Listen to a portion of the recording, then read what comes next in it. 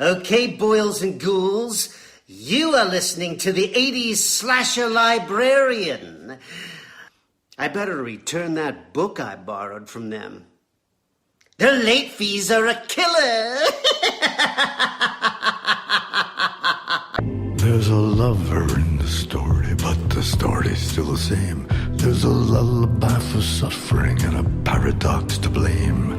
But it's written in the scriptures and it's not some idle claim. I didn't know I had permission to murder and to maim. You want it darker? We kill the flame.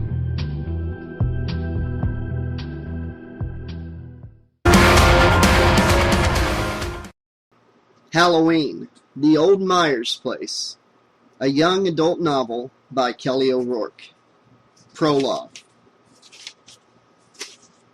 Oh God, I've got to get out of here! A dark shape emerged from the woods and darted across the street toward the house. His hot breath hung in the freezing night air as he squatted down, his face hidden in the shadows of the tool shed. His hateful eyes greedily watched the sexy red-headed girl through her bedroom window, lazing about on her bed as if she didn't have a care in the world. A vicious growl escaped from his lips. A rush of adrenaline pumped through his body as his feet led him around the back of her house. He violently slashed away a thick mass of ivy that clung against the metal power box. With the crude, rusted axe in his filthy hand, he hacked ribbons of wire loose from their deeply rooted nesting inside the box. The power groaned off and the house went dark. The shape silently moved up the steps of the back porch and began tugging on the flimsy screen door. Mary sat up on her bed and shrieked when the electricity suddenly snapped off. She forced herself to stay calm as she groped around for one of her aromatherapy candles. She squinted in the darkness and found a book of matches in her bedside dresser. The tiny orange flame let off a puff of sulfur as she touched it to the wick of an evergreen-scented candle. Mary cupped the candle in her hands. The flickering light shone eerily around the room. Suddenly, her heartbeat thudded heavily as she heard a rattling at the back door. "Oh, God, no," she whispered. Her voice quivered. "Mom? Dad? Is that you?" Mary panicked. "Of course it's not my parents. They would have used the front door." She silently moved across her room and picked up the phone receiver. A pang of terror shot through her brain as she discovered that the line was dead as well. "Oh, God, I've got to get out of here." The light rattling against the back door swiftly turned into desperate, maniacal pounding. But the loud, forceful thuds were drowned out by the dreadful sound of her furiously pumping heart. "Is the deadbolt locked? I can't remember." Suddenly the door downstairs crashed open with jarring force. Mary jumped backward and sucked in her breath. "Help me! Somebody please help me!" she screamed in her head. Heavy footsteps clunked across the hardwood floor and moved swiftly up the stairs. Before Mary could blow out the candle and hide, she heard her bedroom doorknob rattling. "No! No!" she screamed. She hurled her body against the door and racked her brain for some way to escape the nightmarish situation. Her eyes darted around in the pitch-black darkness, searching for something, anything to use as a weapon. Mary shrieked and watched in horrified fascination as the weight on the other side of the door buckled the wood inward. With a splitting noise, the lock popped and the door crashed wide open. Chapter 1. Mary White sat on the porch swing trying to enjoy the October sunset. Steam billowed up from her mug of herbal tea as she put it to her lips. The hot, sweet liquid took the edge off the chilly wind that tasseled through her long auburn hair. Mary snuggled into her aquamarine sweatshirt. She glanced away from the opal-colored sky and looked over her shoulder at the house. Funny, it still didn't feel like home. Even though the moving cartons had been unpacked months ago, and she set up her room just like it had been back in Los Angeles, it just wasn't quite right. She sighed and took another sip of tea. Maybe if it was just the stress of moving to a small town and having to leave her friends behind just before her senior year. Most of the kids at her new high school were pretty cool, though. They hadn't been as backward as she'd expected. Her old friends in Los Angeles had warned her that the kids in Illinois would be 3 years behind in fashion and music. But everyone seemed to be pretty hip out here.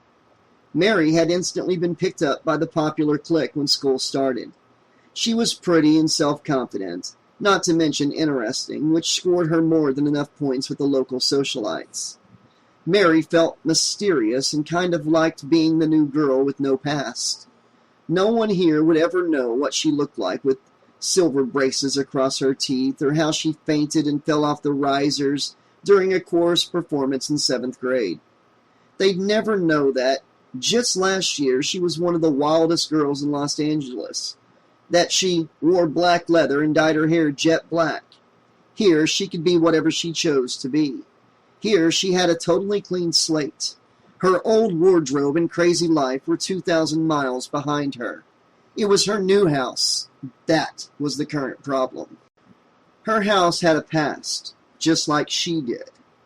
Some of the kids had just about died when she told them where she lived.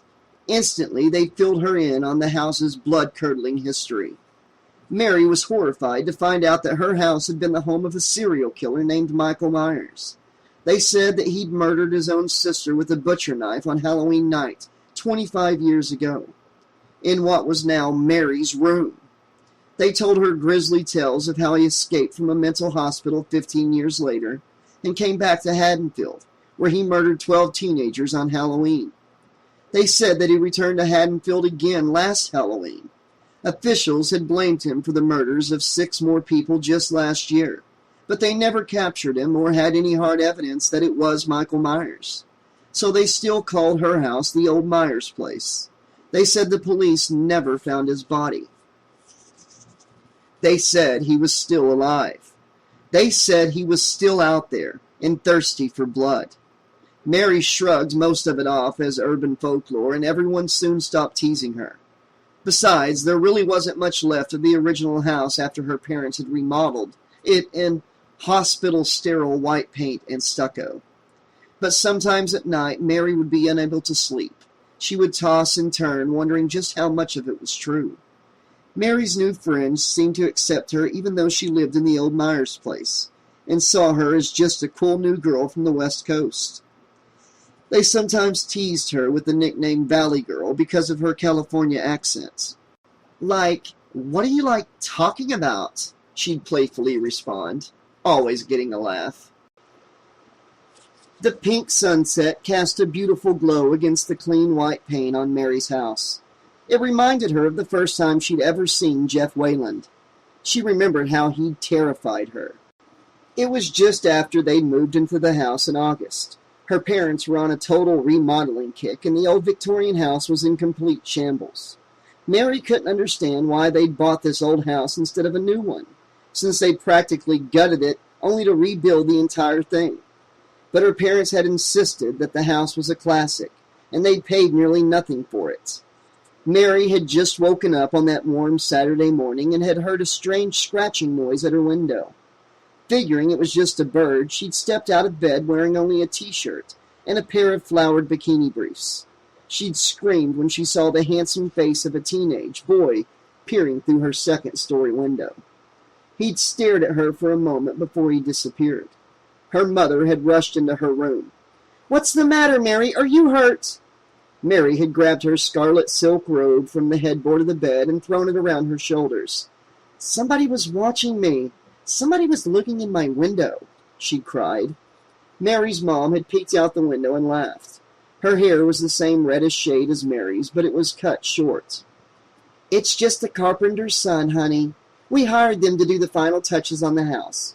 I reminded you yesterday that he would be painting the shutters this morning. But you never listen, do you?" she'd said. "Jeff is a very young man, and very nice, just about your age. I asked him if he'd show you around Haddonfield this afternoon. I hope you don't mind. I thought you'd like to meet some kids your age besides your cousin Julifer before you started school next month." "Mom!" Mary had gasped. "You set me up on a date with a guy who'd seen me in my underwear?" This is so totally humiliating. Mary had gingerly stepped over to the window and seen a handsome young man in faded jeans climbing down a ladder, his dark blonde hair sparkling in the morning sunlight. He looked up at the window and quickly turned away when he saw Mary standing there. His cheeks had been red with embarrassment. He was really cute, too, which had made Mary feel even more like a total idiot. Mrs. White had scurried out of the room and called, "Well, if you would have put up those drapes last week like I told you to." Mary had flopped onto her bed and buried her head to her hands, feeling hopelessly frustrated. She knew her mom had just been trying to help out, but she preferred to make her own dates. Thank you very much. What a great start, she thought sarcastically. But at least maybe now I won't have to hang out with my creepy cousin Julifer when school starts. Mary's cousin Julifer was only going to be a sophomore next year, and the two girls did not get along. Julifer was completely into the alternative music scene and wore black clothing and painted her face with ridiculous black and white makeup all the time. The music she listened to wasn't so bad, but her gothic, creepy attire was just a little too drastic for the small town of Haddonfield. Mary had decided to change her wild looks and try to start over as a new person when they moved here. Her wild club-going days in L.A. were over, and she didn't want the kids at school to think she was anything like her stupid cousin. As the last blinding ray of orange sunlight disappeared over the hills, Mary set her empty teacup next to the jack-o'-lantern by the porch front door. It was almost Halloween now, and things had sure changed since that day she'd met Jeff. "Jeff," she sighed, "what a jerk." Mary heard the phone ringing in the house. She grabbed her cup and rushed inside to answer before the machine picked up. She huffed, "Hello?" and sat down on the white leather sofa. She stretched the phone cord from the pine and table. "We've got to get a cordless," she mumbled. "Hey, Shannon," she said into the receiver. "What's the latest dirt?" Mary closed her eyes and pictured her new friend. Shannon Geary was extremely tall and wore her dark hair in a stylish, sleek bob with the sides clipped back, in little barrettes. She looked a little like Winona Ryder and was one of the wealthiest and most popular girls at Haddonfield High. But she was a major gossip. Mary had quickly learned. You had to be careful what you said around Shannon, unless, of course, you wanted the whole school to know. Mary's cheeks blushed and a smile spread across her face as she listened to her friend. "You're kidding!" she cried. "The Josh Pender is going to ask me out?" Mary kicked off her designer aerobic shoes and buried her toes in the white shag carpeting.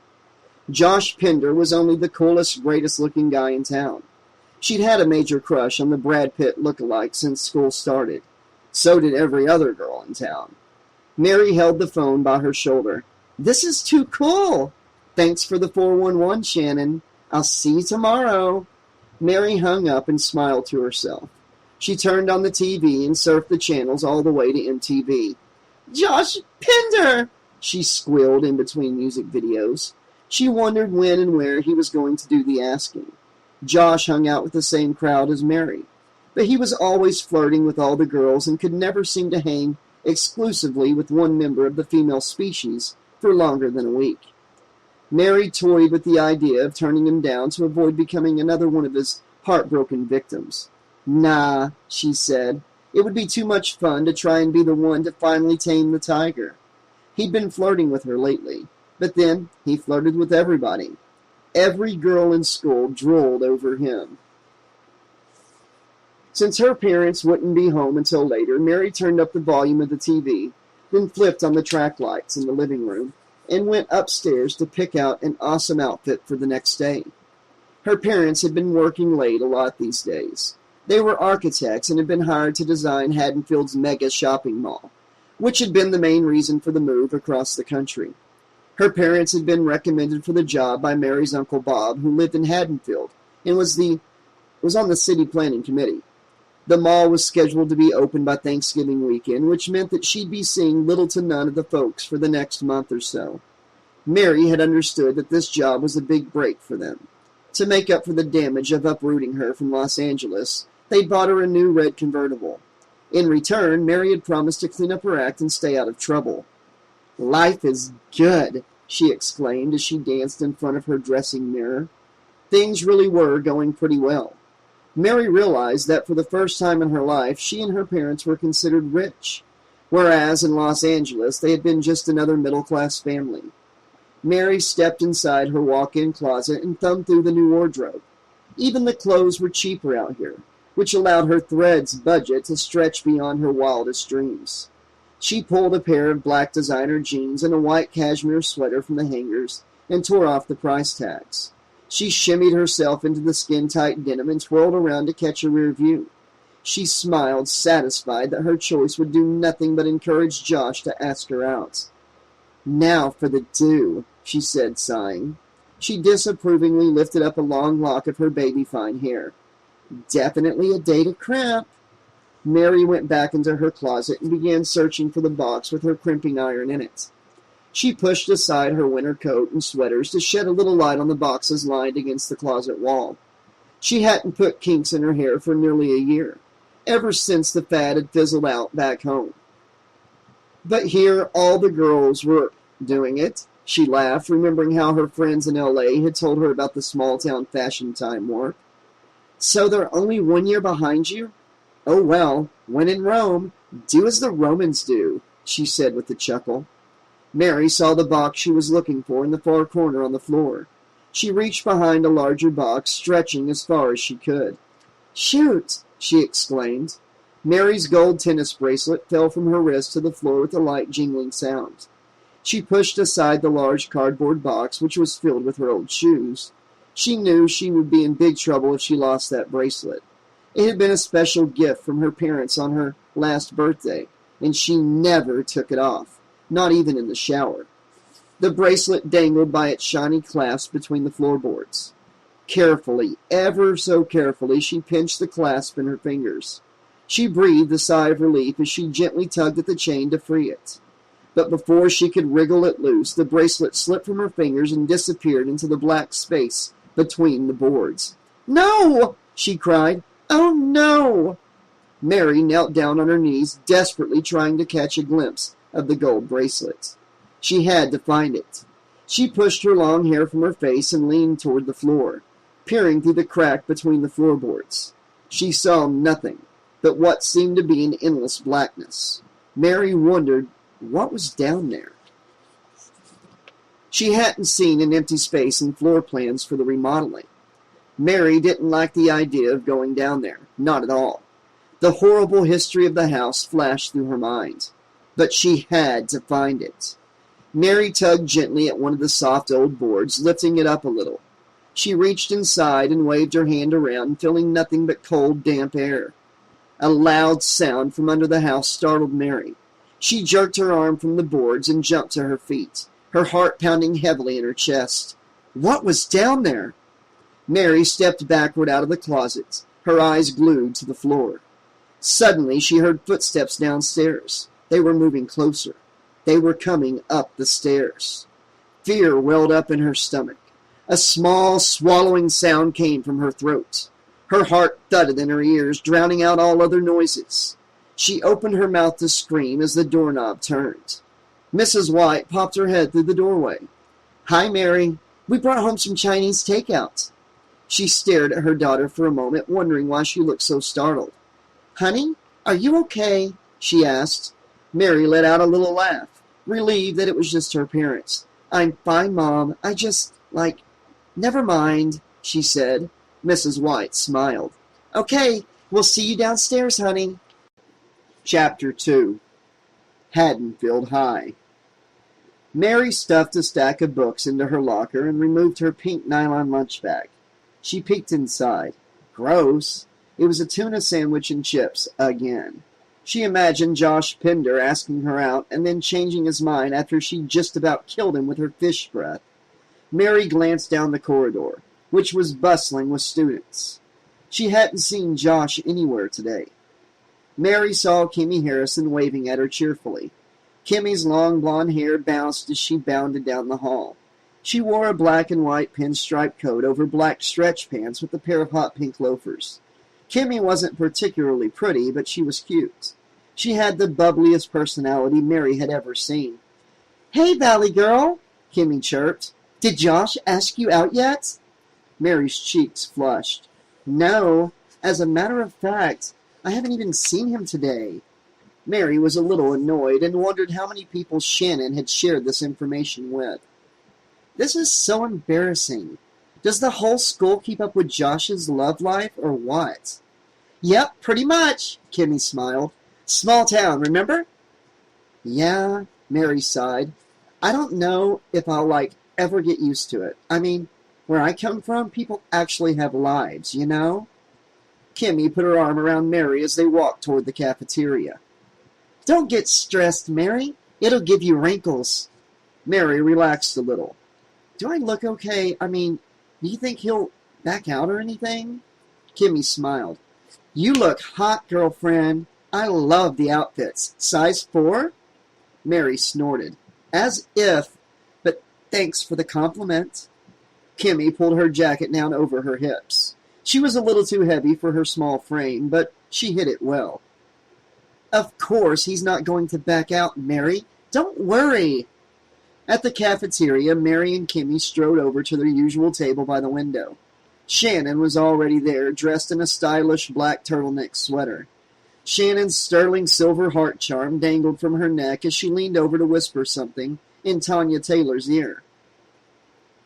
Tanya flipped back her curly blonde hair, which was cascading down the front of her pale blue ski sweater. Her jaw dropped as she listened. Shannon quickly sat down when she saw Mary and Kimmy walking over. Tanya gave Mary the once-over with her blue eyes before she flashed an insincere smile.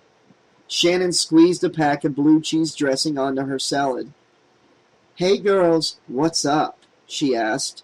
Mary had the feeling that she had just been the subject of their whispered conversation. She twisted the black velvet scrunchie that held her reddish hair in a neat ponytail. "Nothing much," she said. Kimmy sensed the awkward tension between her friends. She grabbed her pink suede purse and pulled out a crumpled $10 bill. "I have got to get a diet soda. I'm practically dying of thirst. See you in a few." Mary wondered what she was doing, sitting there at the table. Her new friends certainly didn't feel like true blue pals today. In fact, they almost never did. It was like walking on a tightrope every day. You never knew who was going to be mad at you, who was going to be mad at other people, or why they were mad at anybody. Mary spotted a group of scraggly misfit girls in the corner watching the action at her table with envy. If they only knew how unstable it was hanging with the popular kids, being a popular kid, they'd want to stay right where they were, Mary thought. Shannon's little heart-shaped barrettes gleamed under the fluorescent lights. "So, Mary, what's the latest?" she asked. Mary couldn't say the word nothing again, and she certainly didn't want to talk about the fact that Josh hadn't asked her out yet. She felt like she was losing the mysterious appeal that had gotten her into this elite social circle. She had to think of something interesting to say, and fast. She lowered her voice to a dramatic whisper. "The weirdest thing happened to me last night." Shannon set down her plastic fork and leaned in closer. She looked as if she were going to start taking notes. "Oh, yeah?" she coaxed. Mary smiled to herself. Now that she had the spotlight, she turned on the California accent full volume. "Yeah, oh my gosh, I was in my closet looking for something, and my favorite bracelet fell between the floorboards. You know, the chunky 18-karat one I always wear?" Tanya let out a loud, exaggerated yawn. "Thrilling," she said icily. Shannon shot Tanya a warning look. She turned to Mary. "Go on." Mary continued. "Well, the bracelet disappeared into the floorboard, and I had to pry up an old piece of wood to see where it had gone. It was really dark, and I reached down there under the house." She paused for effect. Shannon was sitting on the edge of her seat. "Yeah? So what happened?" Mary looked into Tanya's narrowed eyes. "I felt a cold draft blowing down there. I mean, really cold. And then I heard something. Something was under the house." And then Mary suddenly grabbed Shannon and Tanya's hands. The girls screamed. Shannon snatched her hand away from Mary's firm grasp. "You dork! You scared me to death," she cried. She began laughing hysterically. "But that was a good one." Tanya composed herself. "You're not funny," she said seriously. "How can you even joke about something like that when you live in the house from hell?" Mary was sick and tired of Tanya's attitude problem. She was pretty on the outside, but her snobby aura made her difficult to hang out with most of the time. "Lighten up," Mary snapped. "Like, at least I don't have the personality from hell." Anger flashed in Tanya's eyes. "Well, if you don't like it, maybe you should just leave," she said coldly. "Chill out, you two! People are looking at us," Shannon hissed. Tanya glared at Mary. "Whatever." Kimmy returned and took a gulp of her diet soda. "Can you just feel the love at this table?" she said sarcastically. "What is it with you guys today?" Shannon glanced at Tanya. "Nothing," she said with a smirk. Kimmy pointed at the cafeteria window. "Ooh! Don't look now, girls, but check it out!" The girls slowly turned around. Josh Pender was walking towards the cafeteria doors. Mary sucked in her breath. He is too good-looking to be real, Mary thought. Josh Pender's dark blonde hair hung loosely around his perfect face. His hands were in his pockets of his faded jeans, which were just snug enough to show off his incredible body. Josh smiled crookedly through the window, revealing that set of perfect pearly whites. He was perfect. And he was coming toward her. She felt dizzy and lightheaded as he gave her a little wave. Mary could feel her face turning red. The girls were staring at her, especially Tanya. Shannon and Kimmy started giggling. Mary wished she could disappear somewhere to get it together before she started stammering or doing something equally embarrassing. Mary listened to the trickle of hellos direct toward Josh as he walked past tables of kids in the cafeteria. Josh's light, fresh cologne arrived a split second before he did. Mary felt a chill as the sleeve of his fleecy red flannel shirt brushed against her wrist when he squeezed in next to her at the crowded table. "Hello, ladies," Josh said, an ear-to-ear grin on his face. Before Mary could respond, Tanya gave him a wink with her frosty blue eyes. Her voice became sickeningly sweet. "Hi, Josh. Mary here was just telling us a disgusting little story about the ghost in her house." She lowered her voice, as if she were sharing some intimate secret with him. "Did you know that she actually lives in the old Myers place?" Mary wanted to reach across the table and strangle the bitch. It suddenly became obvious to her that Tanya was jealous and was trying to make a fool of her. But Mary was smarter than to let a cheap shot like that push her buttons. She forced herself to laugh as Josh turned to face her. "Yeah?" he asked. "What happened?" With a hint of sarcasm in her voice, Mary said, "You know Michael Myers? It's almost Halloween, and he hasn't found a date yet. So he asked me out last night, and I said to him, 'Get real, buddy. Like, I like my men wild and crazy, but not in the literal sense.'" Everyone broke up in laughter except Tanya, who fixed a vicious look at Mary. Josh's eyes were lit up with amusement. "You are so funny, Mary," he laughed, then dramatically clasped her hand in his. Please don't go out with Michael Myers. I just die of jealousy. Go out with me on Halloween. I promise. I won't go postal or anything." Mary was shocked and exhilarated all at the same time. He was still holding her hand. It felt so warm and nice. She couldn't believe he'd just asked her out right here in front of everybody. Her stomach fluttered as she felt the eyes of her friends watching. She said playfully. "I'll have to, think about the pros and cons of my dating options. Let's see. You're alive. That's good. He's a zombie. Could be boring. You've got a reputation as a lady killer. He's got a reputation as a serial killer." Josh laughed. "Come on, Mary. I want you to be my date at the Halloween party on Saturday night." Shannon chimed in. "Halloween party? Whose Halloween party?" Josh smiled proudly. Mine. My parents decided to go into New York City for the weekend. I am officially the man of the house. He looked at Mary hopefully. So are you coming with me or what? Sure, she replied. Sounds like a blast. Josh scooted a little closer to her. Oh, it will be. We'll have a really good time. He kissed her hand with his full lips, which sent a chill down Mary's spine.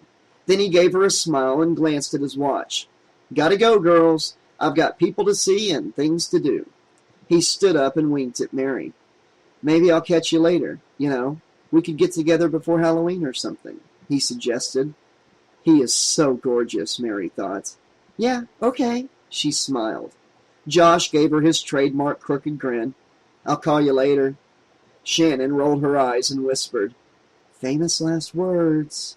Kimmy squealed as Josh left the table.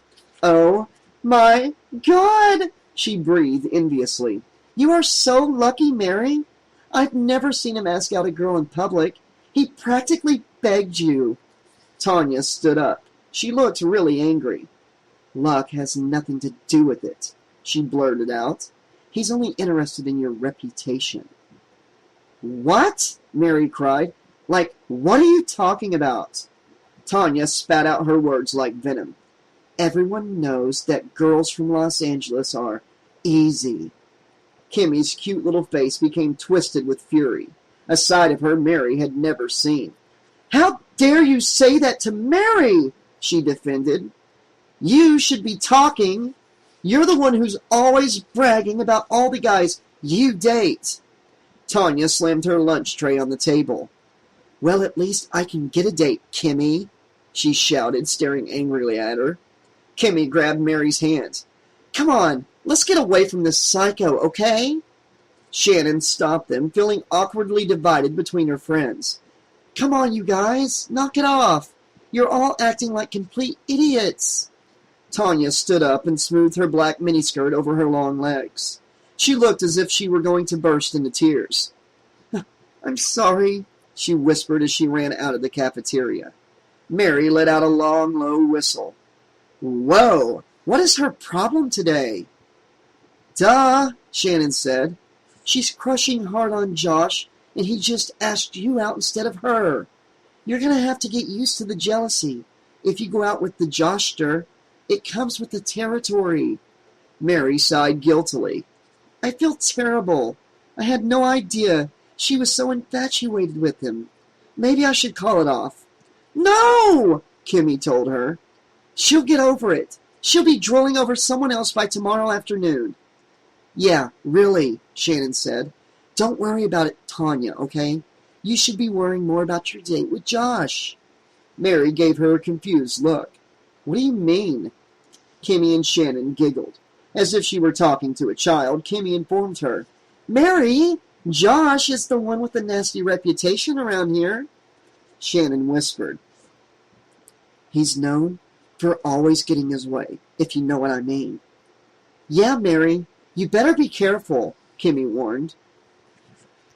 I've seen the aftermath of his love life, and it's not very pretty. All's fair in love and war, Mary stated. She undid her ponytail and tossed her crimped hair back. Besides, it's not like I haven't gone out with his type before. Los Angeles is crawling with gorgeous guys, just like Josh. I can handle him, and anyone else, like, that happens to come along, for that matter. Well, I just hope you're as big a girl as you say you are, Shannon said. Thanks for the advice, Mommy, Mary laughed. Shannon stood up and stretched, revealing her belly button. It's been real. I'll catch you guys later, she said. Kimmy grabbed her bag and followed Shannon, explaining, I've got to go find my history book before next period. See you later, Mary. Mary gave them a little wave. She knew that they were going off to discuss what had just happened, but she didn't care. She had a date with the most sought-after guy in school. Mary took a victorious bite of her tuna sandwich. She was starving. As Mary was eating the last fragments of her potato chips, she suddenly had the feeling that she was being watched. She glanced around the cafeteria, but no one appeared to be looking at her. Then, out of the corner of her eye, she saw a face peering through the window. But when she turned around to look, the face was gone. Weird, she mumbled. Mary decided that she should get going. Her algebra class started in 10 minutes, and they were going to be taking a test today. She stuffed her lunch sack into her black leather backpack and slung it over her shoulder.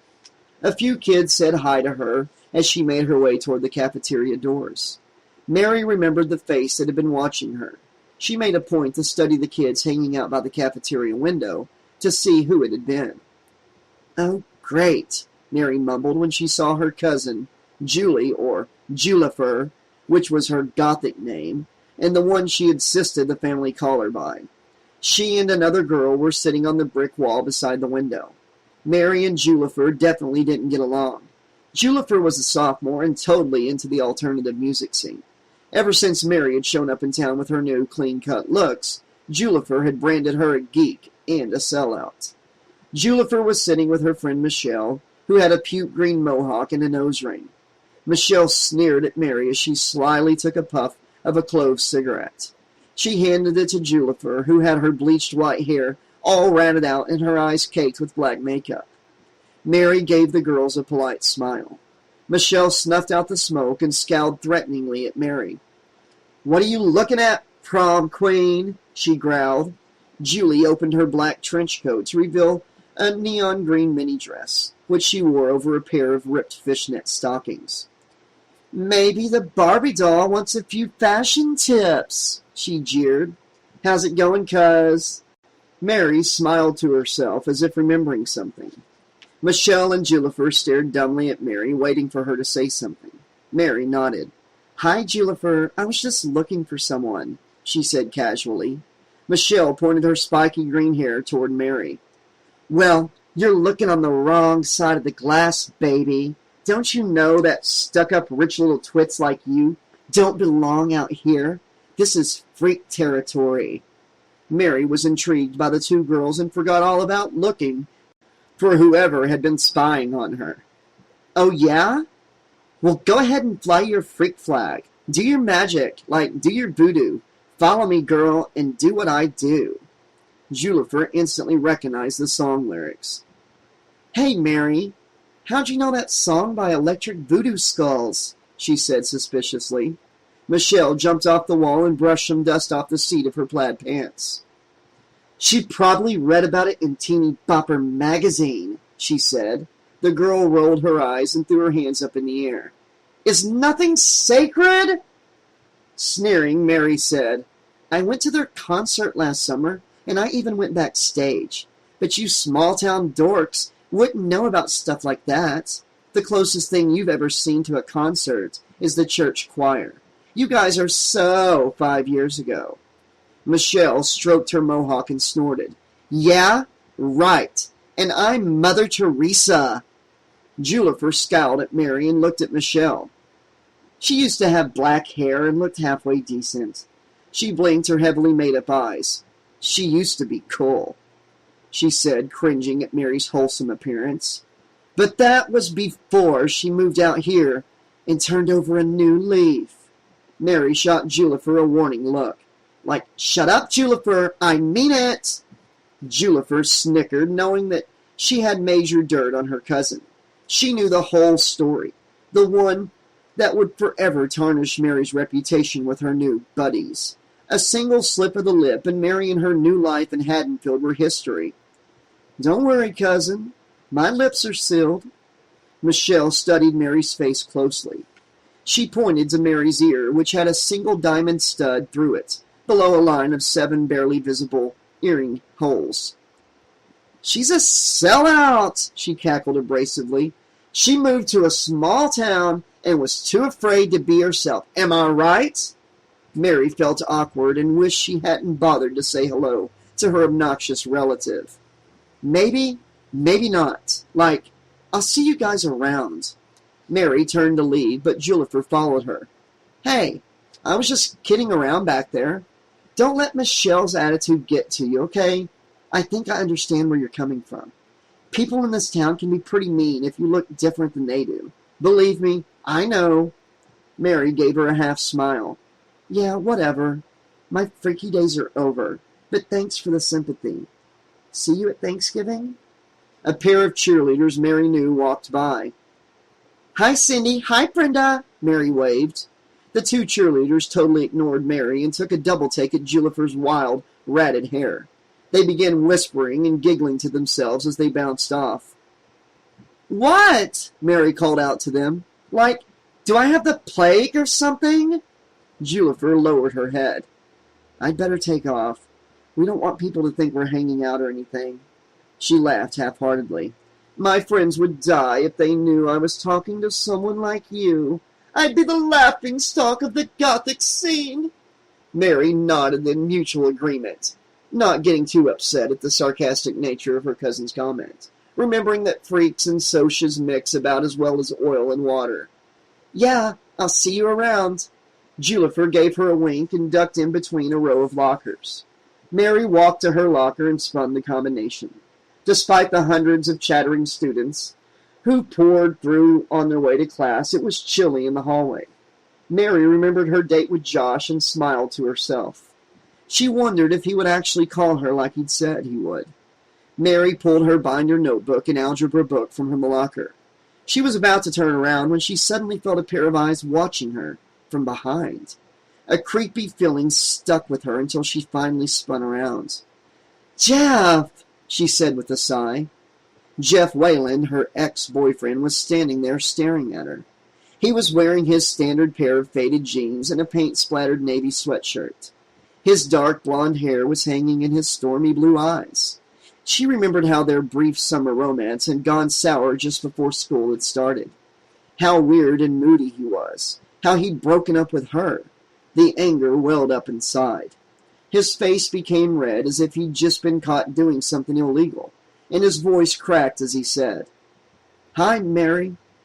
Mary slammed her locker shut and turned away from him. Hello, she said unemotionally. Jeff didn't move. He stuffed his hands in his pockets and swayed slightly. He cleared his throat. Mary, I heard you're dating Josh Pender. I just wanted to... Mary's stomach tightened into a knot. Did the whole school know? She spun around furiously. Who I date is like none of your freaking business, Jeff. Just leave me alone. Mary stalked off. How dare he even mention Josh's name, she thought. Jeff called out, finishing his sentence. I just wanted to warn you. Mary stopped and turned around. Jeff was leaning against a row of lockers with a concerned look on his face. Stay away from him. He's dangerous, he said to her. He looked down at his worn-out work boots and walked away. Dangerous? Of all the psychotic, strange things to say, what is his problem anyway? She wondered. He just must be jealous, she rationalized. He's sorry. He's sorry that he blew it with me. Chapter 3. The next morning, Mary pulled her red convertible into the school parking lot.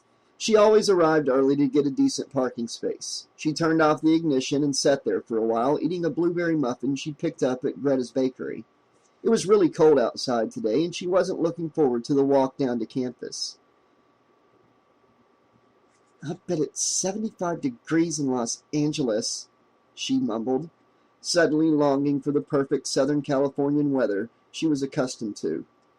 Mary was startled by a horn that blared from behind. In her rearview mirror, she caught a glimpse of Shannon's black BMW. The black car swung into a parking space a few yards away. Shannon was wearing a chocolate-colored wool coat and a matching pair of fur-lined gloves. She tapped on Mary's window. Hey, girlfriend, are you going to sit there, or what? She asked. Mary smiled and got out of the car. She snuggled into her tan suede jacket and locked her car. Hi, Shannon. What's happening? She asked. I should be asking you what's happening, Shannon said distantly. So, what's the deal? She asked. Her heated words hung in the chilly air. Uh-oh, Mary thought. Something's up. Shannon always asked vague questions when she was upset. Can you be a little more specific? Mary asked unknowingly. What exactly do you want to know? Shannon stopped walking and pulled Mary in between two parked cars. She looked around to make sure no one was listening, then whispered, I heard that you were hanging out with the freaks yesterday after lunch.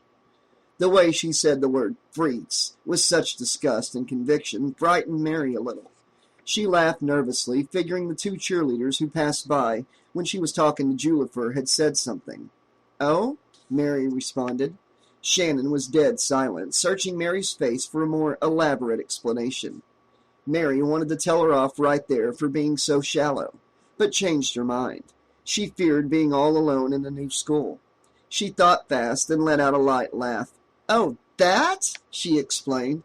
"I was just doing a little search for my psychology class. You know, I decided to interview my cousin and her friend for my midterm project." Shannon's expression suddenly became friendly, and she began howling with laughter.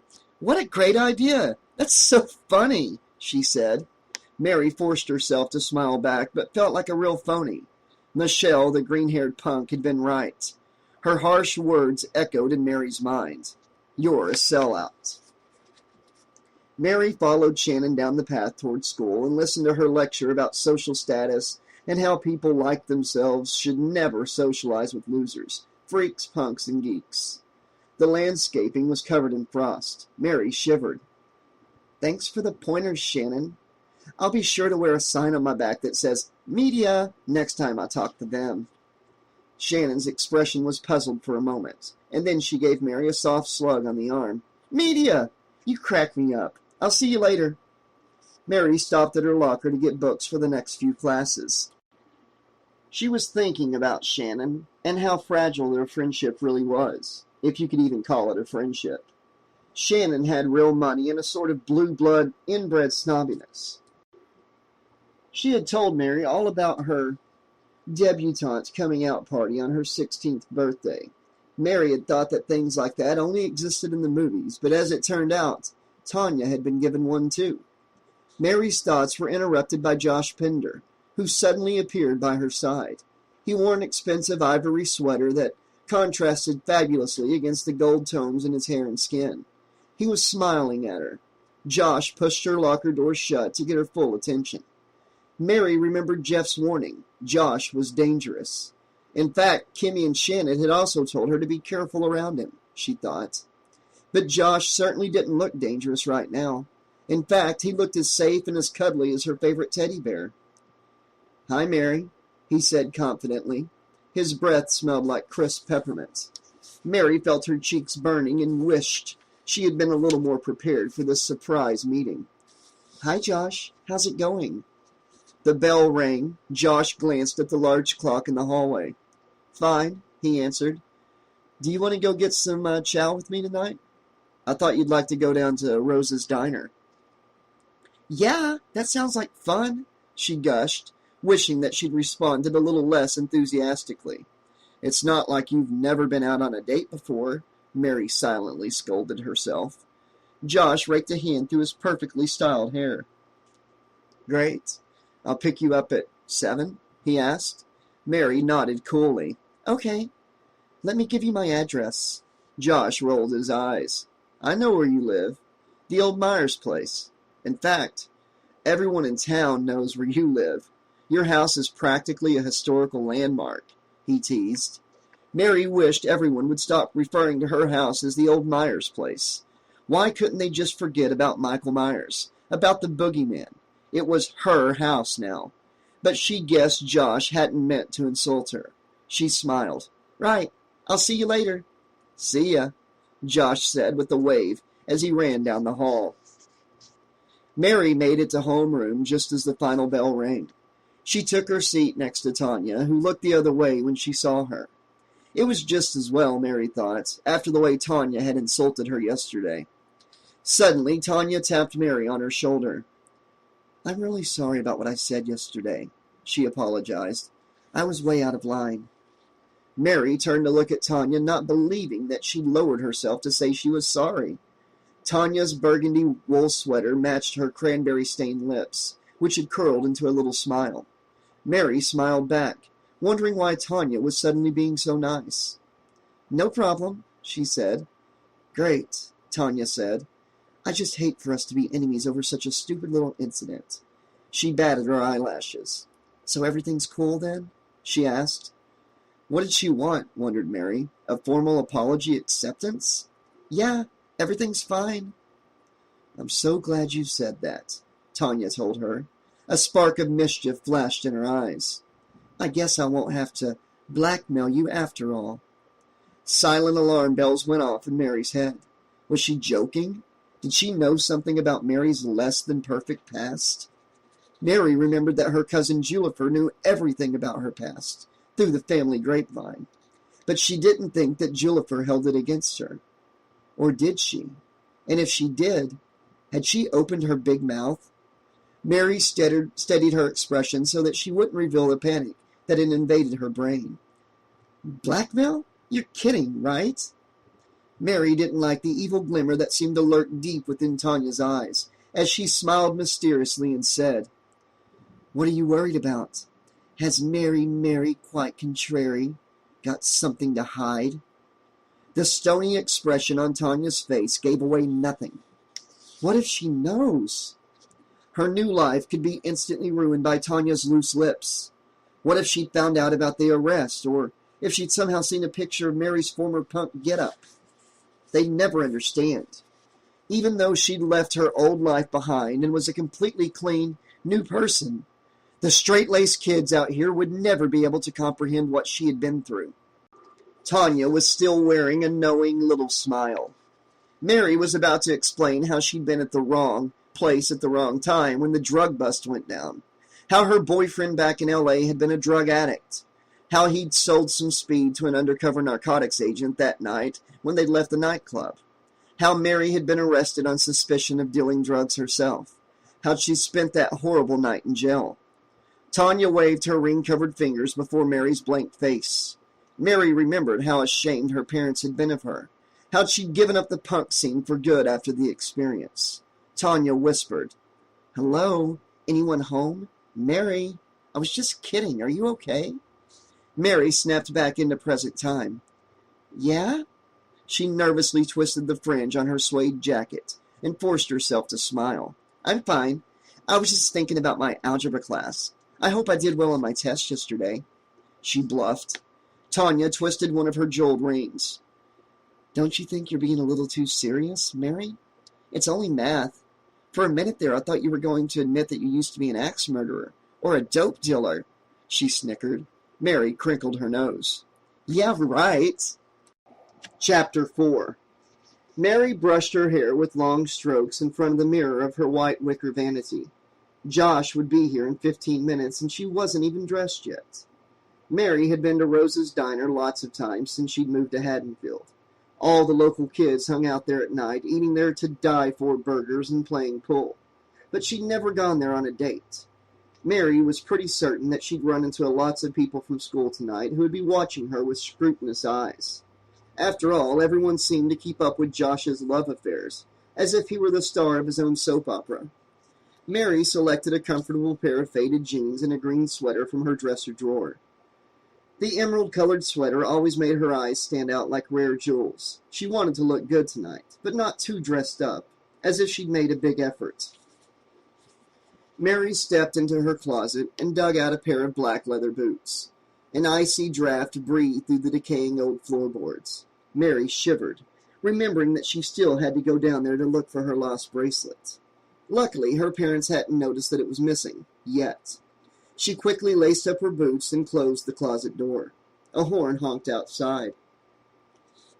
Mary peeked through the lacy curtains of her bedroom window and saw Josh sitting in the driver's seat of his black Porsche. The exhaust from the sleek sports car formed a cloud in the chilly evening air. She could hear a loud blast of music coming from his ultra-expensive stereo system.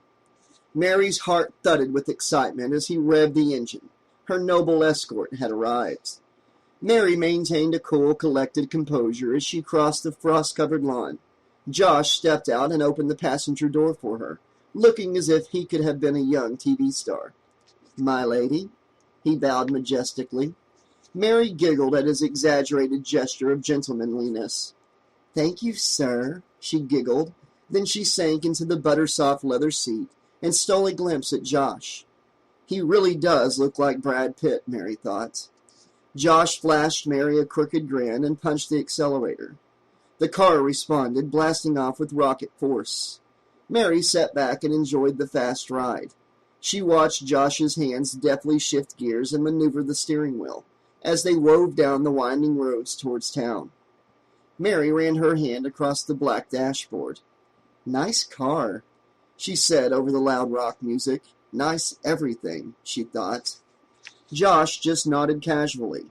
He was rich, very rich. His father owned a large chemical plant that supplied all of the major cosmetics companies with their raw materials. She wondered if her shampoo had been made with products from Pender Industries. Josh smiled. "Thanks. My dad bought it for me for getting good grades. He's hell-bent on shipping me off to Harvard so I can get a master's degree in business and take over the company at some point," he said mockingly. Mary asked, "Is that what you want to do with your life?" "Why not?" he responded. "It's all set up and I'll be set for life. Yeah, I'm going to own it all someday." Mary nodded her head. It must be nice to have your whole life planned out for you, to never have to worry about your future, she thought enviously.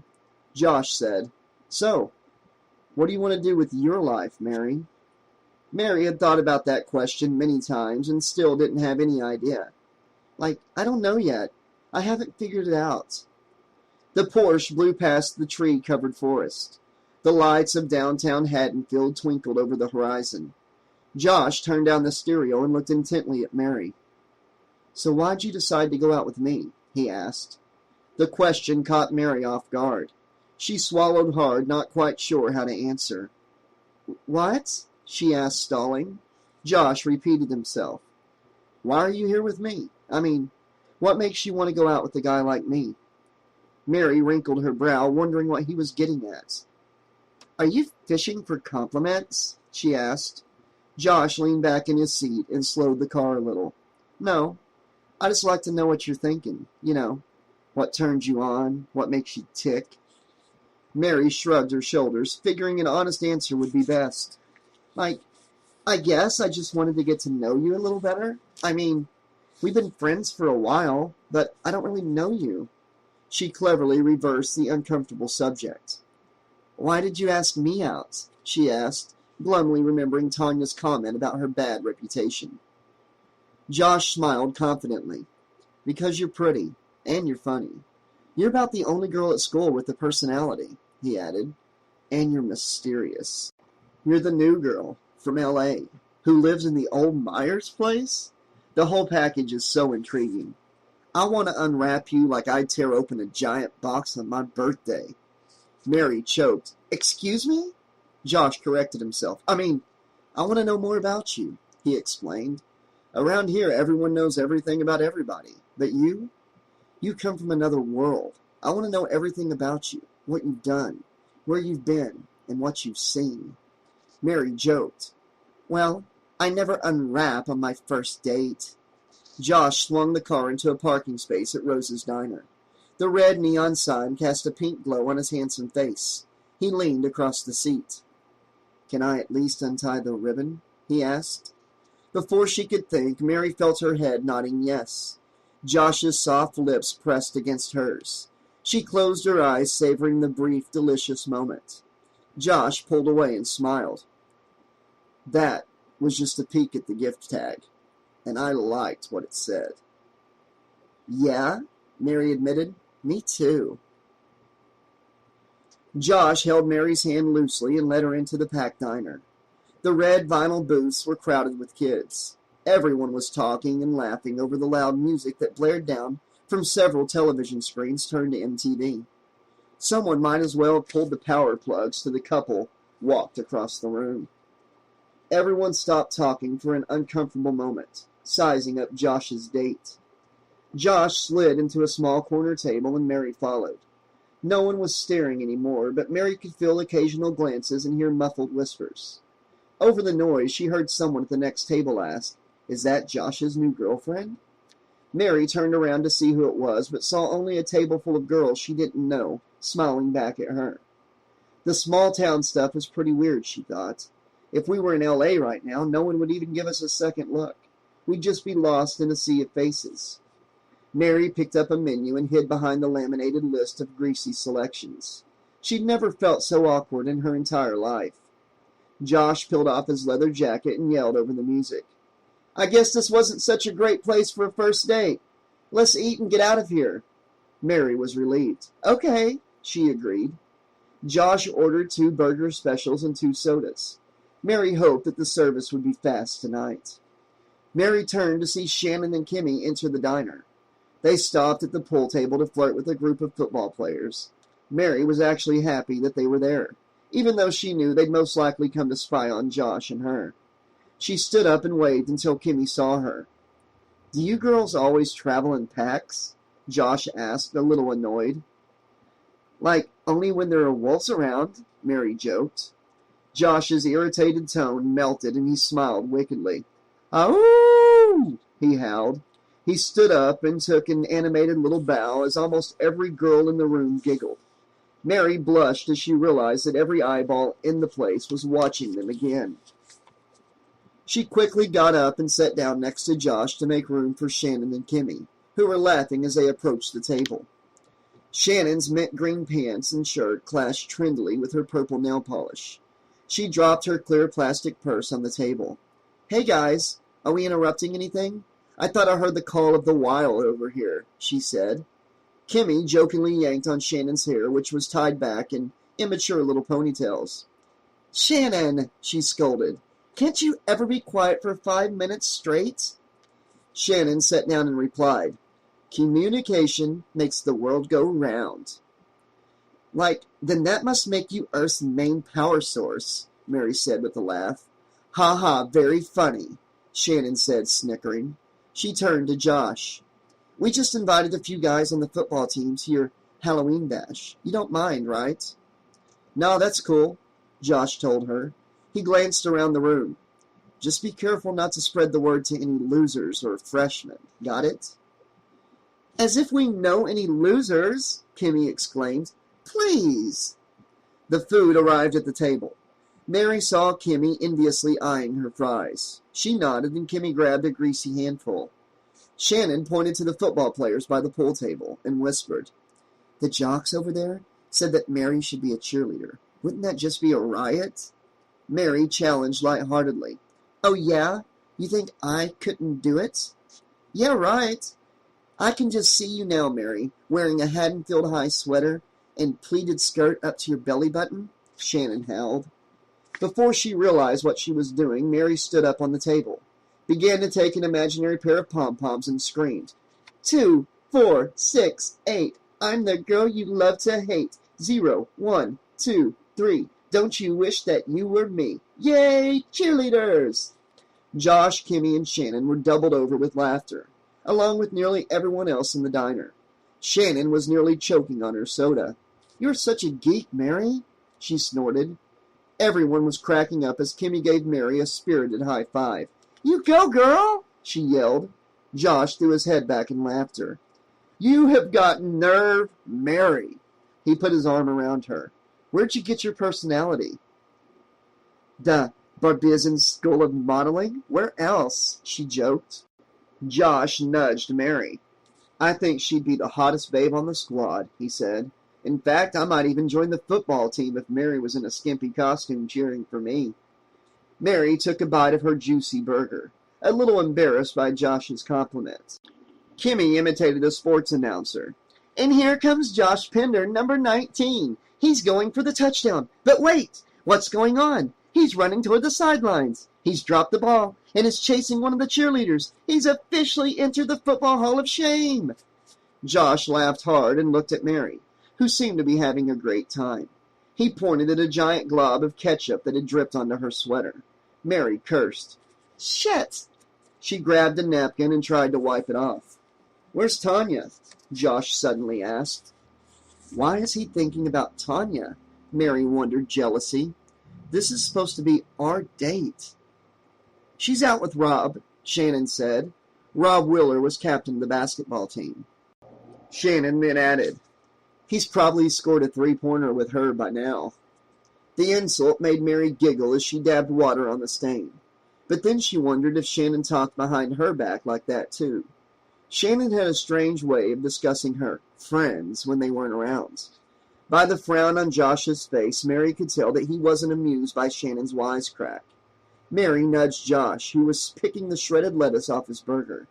"Hey," she said. Josh seemed lost in his thoughts. "Hey," he mimicked, giving her a smile. The stain was not coming out of Mary's sweater. "I'll be right back, you guys. I'm going to try to rinse off this spot with some hot water." Satisfied that the ketchup was out, Mary flipped her hair over the wet spot before exiting the bathroom.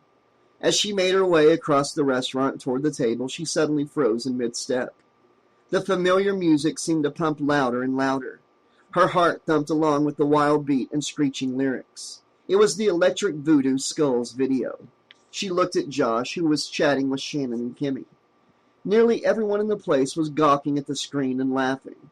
You couldn't help but stare at the screeching lead singer, who had a pasty white face and long black dreadlocks. Excitement was flashing in Josh's eyes. "Let's get out of here," he suggested. Mary was more than ready to leave the diner and chill out somewhere. "Let's go," she agreed. Shannon blew a little kiss at Mary and Josh. "Have fun, you guys," she cooed. "Don't do anything I wouldn't do." Josh smirked. "You mean like wearing a pair of those green polyester duds you're in? No thanks." Shannon smiled smugly and gave him the finger. On their way out, Josh scooped Mary into his arms and carried her through the front door of the diner, which set off another wave of laughter inside. Josh set Mary on the ground by his Porsche and opened the passenger door. "You are so cool," he stated. "I may have met my match." Mary smiled, got in the car, and stared up at the gleaming moon through the tinted windows. "You're pretty cool, too," she said. "I'm glad we've shared this interesting night together." "Don't make it sound so formal," he laughed. "That's what I like best about you. You're wild and crazy, just like me.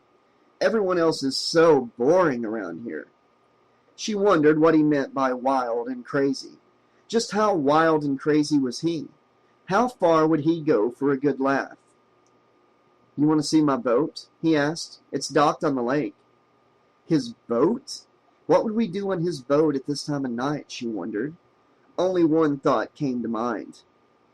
Josh had this intense look in his eyes. Mary shook her head. "I don't think so. Maybe some other time?" Josh started the engine of his car. "Oh, come on. I promise to behave like a perfect gentleman." He cocked his head to one side and looked as innocent as a puppy. "I'm really into boats, and I want to show you mine." Mary laughed to herself, thinking that the boat probably wasn't the only thing he wanted to show her. But he did look pretty harmless, and he was such a babe. She decided that she could handle him if things started to get out of hand. "Okay," she finally said with a sigh, "but I've got to be home by 9. Chapter 5. The lake was still and quiet, except for a few gentle ripples. The bright moonlight shone peacefully upon the black water. Several lonely-looking boats bobbed up and down. Josh pulled the car up to the dock, and the couple got out. Josh selected a golden key from the ring, twisted it in the lock of the iron security gate, and gestured for Mary to enter. He held the door for her and followed, letting the heavy door crash shut behind them. Josh squeezed her hand as he led her down the chunky wooden dock. "Which one is it?" Mary asked, looking out at the spectacular boats. Josh pointed to a large houseboat in the last slip. "Over there. That's the SS Pender," he said proudly. "I come here a lot. Sometimes I fish, but most of the time I just kick back. It's so quiet and isolated up here." "Wow," she said breathlessly. She's beautiful." Mary stepped aboard the impressively large boat. She breathed in the fresh, cool air and made a silent wish that things would work out between the two of them.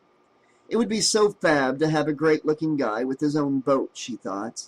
She fantasized about the two of them still together next summer, sunbathing on the deck.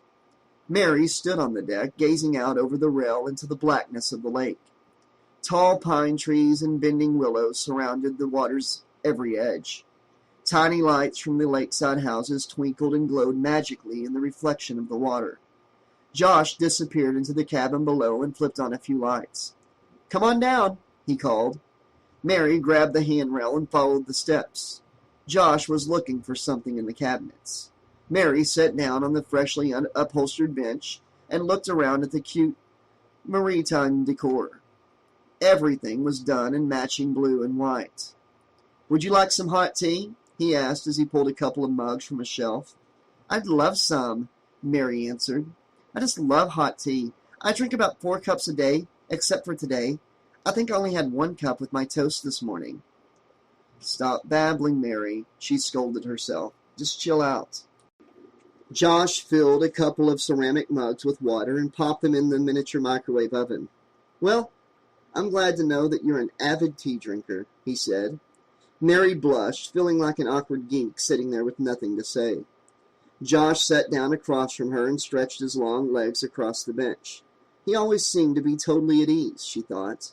She guessed that anyone who was as rich as him, and as popular and handsome, would feel pretty confident. Mary noticed how huge his feet were for the first time. "So, how's it been living in the old Myers place?" he asked her. Mary shrugged. "Okay, I guess." She smiled thinly. "But I don't understand why everyone is so fascinated with the place. I mean, it's just a house." "It's not just a house in this town," Josh said. "Most people around here are terrified to even look at it. I mean, it's the place where it all started, where the boogeyman was spawned, where Michael Myers massacred his sister." "Don't remind me," Mary said dryly. "I've been told that my room was where Michael killed his sister." Josh raised his eyebrows and made a face. "Wow, that's pretty heavy." He got up to take the tea out of the microwave. "Has anything weird happened yet?" "Yet?" Mary repeated. Josh kept talking as he dipped the tea bags in the water. "You know, like ghosts appearing or unexplained noises or anything. I mean, they do say it's haunted." Mary took off her jacket and sighed. "At least we're talking about something that interests him," she thought. "No, nothing's happened. It's a perfectly normal house as far as I'm concerned." Josh handed Mary a mug of steaming tea. "Well, they say that after he escaped from the loony bin, he came home before he went on his Halloween massacre. The one where he murdered 12 kids with a butcher knife? I think that was back in 1985 or something. The police filled him with enough lead to kill an entire city. And I'm sure you know about how he came back last Halloween and burned City Hall to the ground, then murdered the mayor, a couple of cops, and 4 kids at the big Halloween party. The Scream Factory? They could never prove that it was actually Michael Myers because they never found his body. But everyone who was there will swear that it was him, not some copycat killer. You know, he's still missing." "So I've heard. Are you trying to freak me out or something?" Mary yawned. Josh reseated himself and laughed. "I'm sorry. You probably don't want to hear all this stuff, especially now, just a few days before Halloween and all." "Thanks for the reminder," she said. "Let's talk about something else, okay?" "You've got it," Josh said. "How about some music and a game of Chinese checkers?" Mary was pleasantly surprised by a suggestion. "Great. But I'd better warn you, I play a mean game. I hope you're not one of those guys who always has to win," she joked. "Ha!" Josh said with a snort. "That sounds like a challenge." He flipped on the built-in stereo and tuned the radio to the local rock station. Then he set up the checkerboard and teased. "By the way, I am one of those guys. But we don't have to worry about you winning because I'm going to kick your ass." "Like, yeah, right," Mary laughed. Outside, in the black shadows of the whispering willows, a dark shape crouched by the edge of the water, watching the boat. A low, menacing growl escaped from his lips. He watched the teenagers through the tiny porthole window as they laughed and talked. The shape disappeared into the darkness. Mary stood up and did a little victory dance to the beat of the song on the radio. "Ha ha! I won!" she sang. She was feeling totally relaxed and comfortable now that they'd broken the ice. Josh threw his hands up in the air. "What can I say? You got a lucky break. Let's play best 2 out of 3. Mary was having a wonderful time, but she'd already told him that she had to be home by 9, and it was 10 to now. She felt that it was important to set and stick to limits with guys like Josh, who were used to being swooned over. Even though she really wanted to say, she knew that playing hard to get would attract him even more. "Sorry," she told him. "I've got to go home now." "Come on," he pleaded. "Just one more game." "Nope," she said firmly, slipping into her coat. "I can't stay." She watched his disappointed reaction and knew that her scheme was working. Josh smiled and flipped off the stereo. He didn't want to look like a needy, uncool geek on their first date. "Okay, you win," he corrected himself. "I mean, you win as in you get to go home. We'll settle the score with the game next time. It's still best 2 out of 3, got it?" Josh drove a lot slower taking her home than he'd picked her up. He didn't want the night to be over so early, but reminded himself that he'd see her tomorrow at school. Mary really turned him on, just as he knew she would. Josh pulled up in Mary's driveway next to her red convertible. "I'll see you tomorrow at school?" he asked. He instantly felt stupid and tongue-tied for asking such an idiotic question. "Of course you'll see her at school, dummy," he thought. Mary's bright eyes sparkled. "Yeah? I'll see you tomorrow." Josh scrambled to open the passenger door for her. "I really had a good time tonight," he admitted. "Me too," she whispered. She glanced at her dark house. "Looks like the rents are still out," she said. "Your parents aren't home? You want me to come inside?" he asked. To make sure no one's hiding in there?" Mary shook her head. "Nah, I'll be fine, but you can walk me to the door if you want," she offered. Josh held out his arm and walked her up to the porch. Without asking, he planted a kiss on her lips. A warm tingle traveled down her back, and she allowed herself to enjoy the moment briefly as she kissed him back. Mary gently pushed him away, although she really didn't want to. "Play hard to get, Mary," she reminded herself.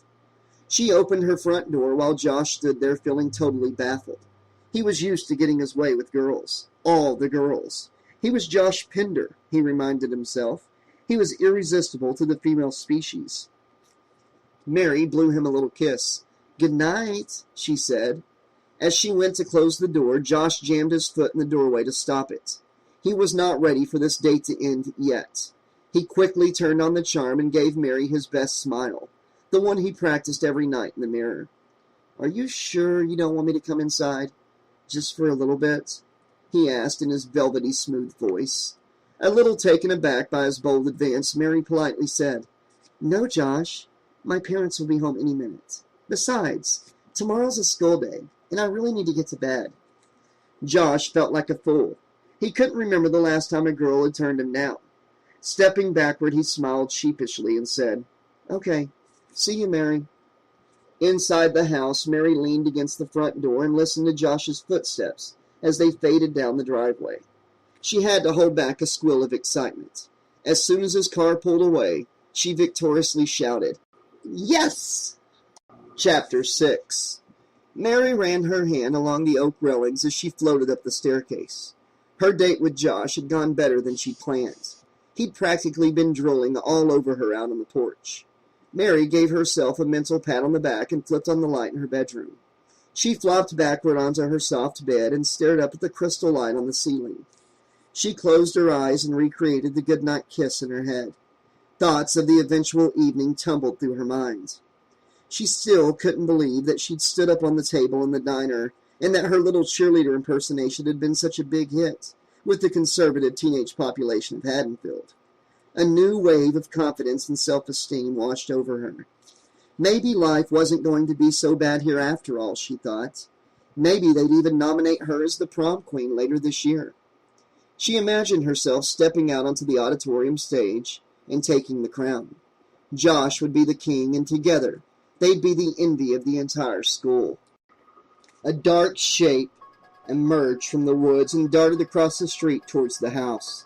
His hot breath hung in the freezing night air as he squatted down, his face hidden in the shadows of the tool shed. His hateful eyes greedily watched the sexy red-headed girl through her bedroom window, lazing about on her bed as if she didn't have a care in the world. A vicious growl escaped from his lips. A rush of adrenaline pumped through his body as his feet led him around the back of her house.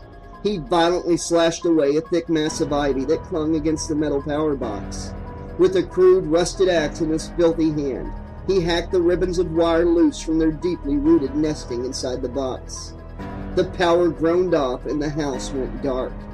The shape silently moved up the steps of the back porch and began tugging on the flimsy screen door. Mary sat up in her bed and shrieked when the electricity suddenly snapped off. She forced herself to stay calm as she groped around for one of her aromatherapy candles. She squinted in the darkness and found a book of matches in her bedside dresser. The tiny orange flame let off a puff of sulfur as she touched it to the wick of an evergreen-scented candle.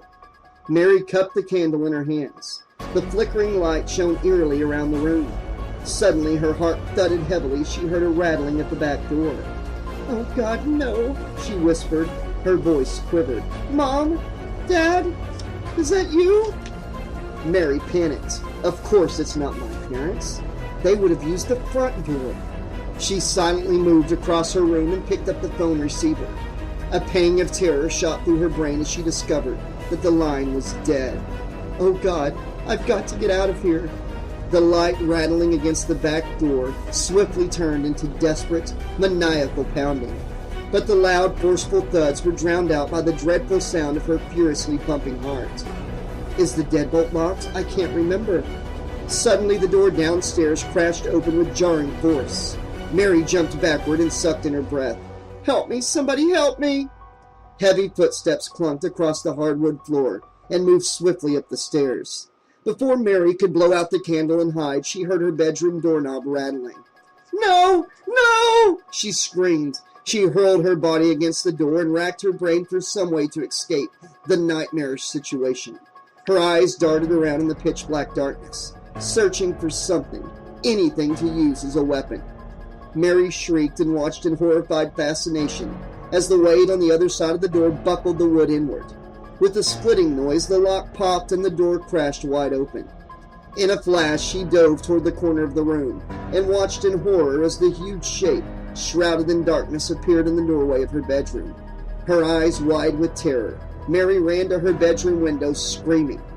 Panic welled up inside as the intruder lurched toward her. She tried to force open the window, but it was sealed shut with paint. Mary opened her mouth to scream again and was instantly cut off by a rough, filthy hand that clamped tightly over her mouth from behind. Numb with terror, Mary struggled and tried desperately to wriggle free from the intruder's grip. He was really hurting her, and she knew that he wanted her dead. Mary's legs crumbled beneath his crushing weight. His hands clasped around her neck, his fingers digging deeply into her flesh. Mary gasped for air. "Fight back," she told herself. With a desperate surge of adrenaline, Mary elbowed the intruder as hard as she could in the ribs. Surprised by her strength, the shape slammed backwards against the wall and fell to the floor. Wild footsteps mixed with the sounds of heavy breathing and panting filled the room. A blur of black shadows and misshapen figures danced around the room in the eerie flicker of the one tiny candle. Something metallic clattered to the floor. In the darkness, the intruder lunged toward her from the right, then the left. He seemed to be everywhere. In an instant, she found herself on the floor, free for a moment from the clutch of her attacker. "Run! Run!" she willed herself. Mary stumbled down the stairs, screaming in a wild panic. From the darkness upstairs, a voice rasped out. "Mary!" Mary burst out the front door into the freezing air and tore down the street. "Help! Somebody help me!" she screamed. Mrs. Smith, an elderly woman who lived down the road, stood on her porch and called out to Mary. "Mary, what's wrong? What happened?" Mary wailed, "Call 911! There's someone in my house!" Mrs. Smith quickly ushered the terrified girl into her living room and bolted the door, then went into the kitchen and dialed the police. Mary peeked out from behind the sheer white curtains down the street at her dark house. She tried to catch her breath and flopped down on the worn green sofa. She didn't remember seeing anyone follow her outside, a fact that didn't make her feel any better. But who? Why? She asked herself. Mary nearly jumped out of her skin when Mrs. Smith walked back in the room carrying a plate of cookies. "Don't worry, honey," the woman assured her. "The police are on their way. You're safe here." Mary waved away the plate of sweets. She felt too sick to even thinking about drinking a glass of water, let alone eat a cookie. Mrs. Smith lifted the shade on the lamp to shine some more light on the girl. My God, your face and neck are all scratched and swollen, she said. Mary's eyes filled with tears. He tried to kill me, she moaned. He was in my house and my bedroom, and he... Mrs. Smith put a gentle arm around Mary's shoulder. Shh, just relax, honey. Shh. Mary broke into a fit of uncontrollable sobbing. Moments later, police sirens filled the air. A deputy officer entered Mrs. Smith's home to question Mary. The young police rookie filled out a police report form as Mary described the attack in as much detail as she could remember.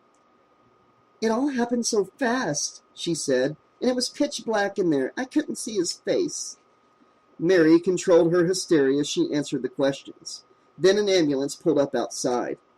I don't need an ambulance, she cried. Really, I'm okay. Just a few scratches. The rookie's radio crackled on. A scratchy voice reported. We've got a suspect at the victim's home. He's unconscious. Can you bring the girl over to identify him? Mary's hands began shaking. He's still in there? She asked, feeling totally bewildered. The rookie gave Mary a reassuring smile. You must have given him quite a whack in the head, he commented.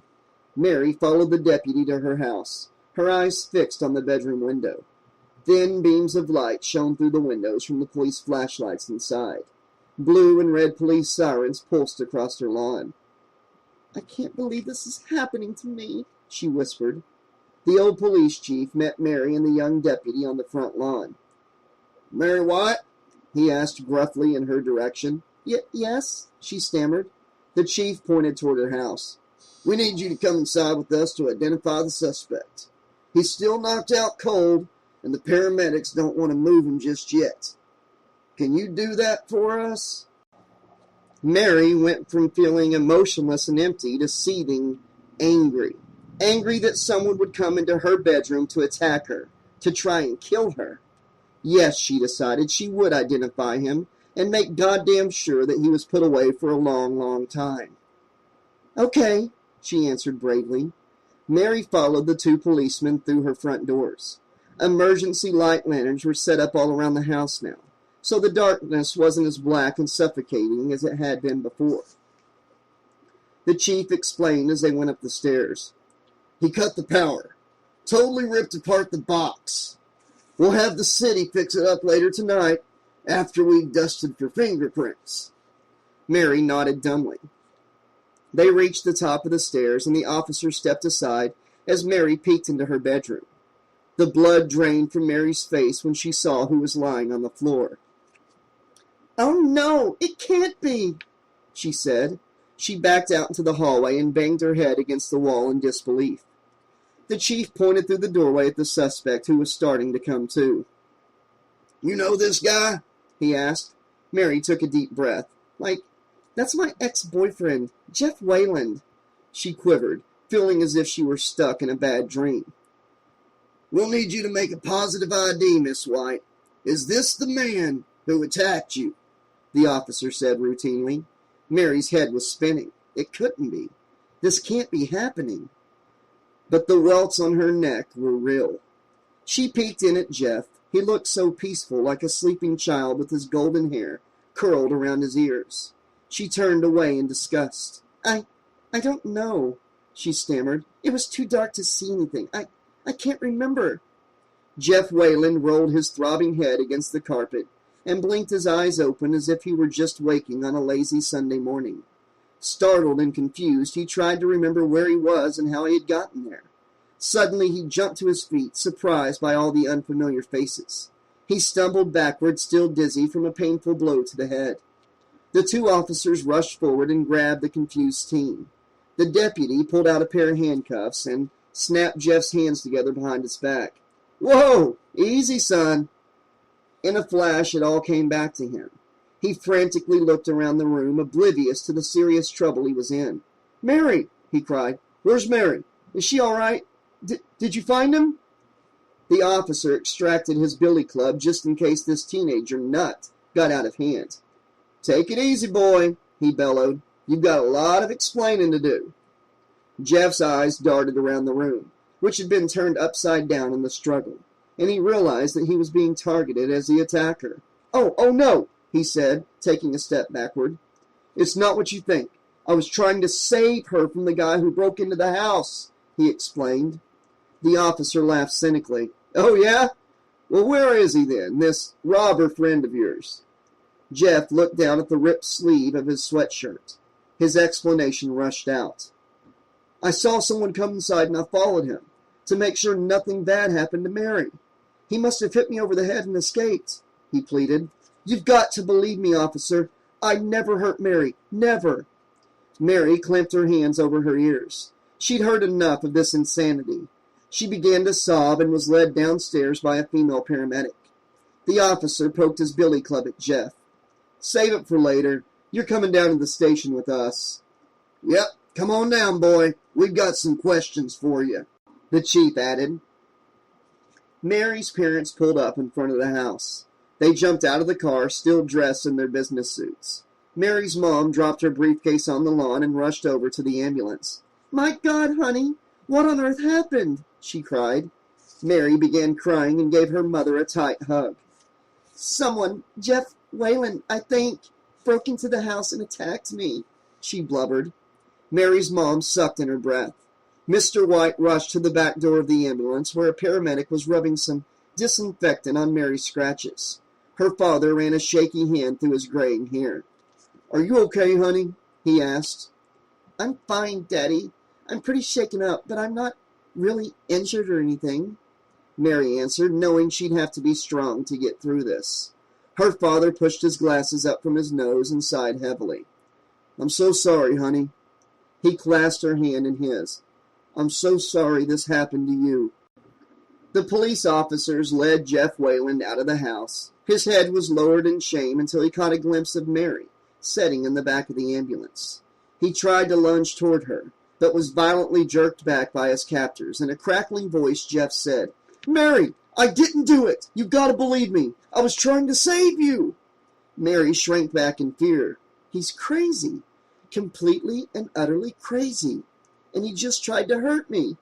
The horrible thought made her feel queasy. The officers pushed Jeff into the back of the squad car and drove away into the night. Chapter 7. Mary shifted around on the couch in her dad's home office, trying to get her body into a comfortable position. Her room was too trashed to sleep in tonight. Besides, she really didn't want to go back in there right now after what had happened.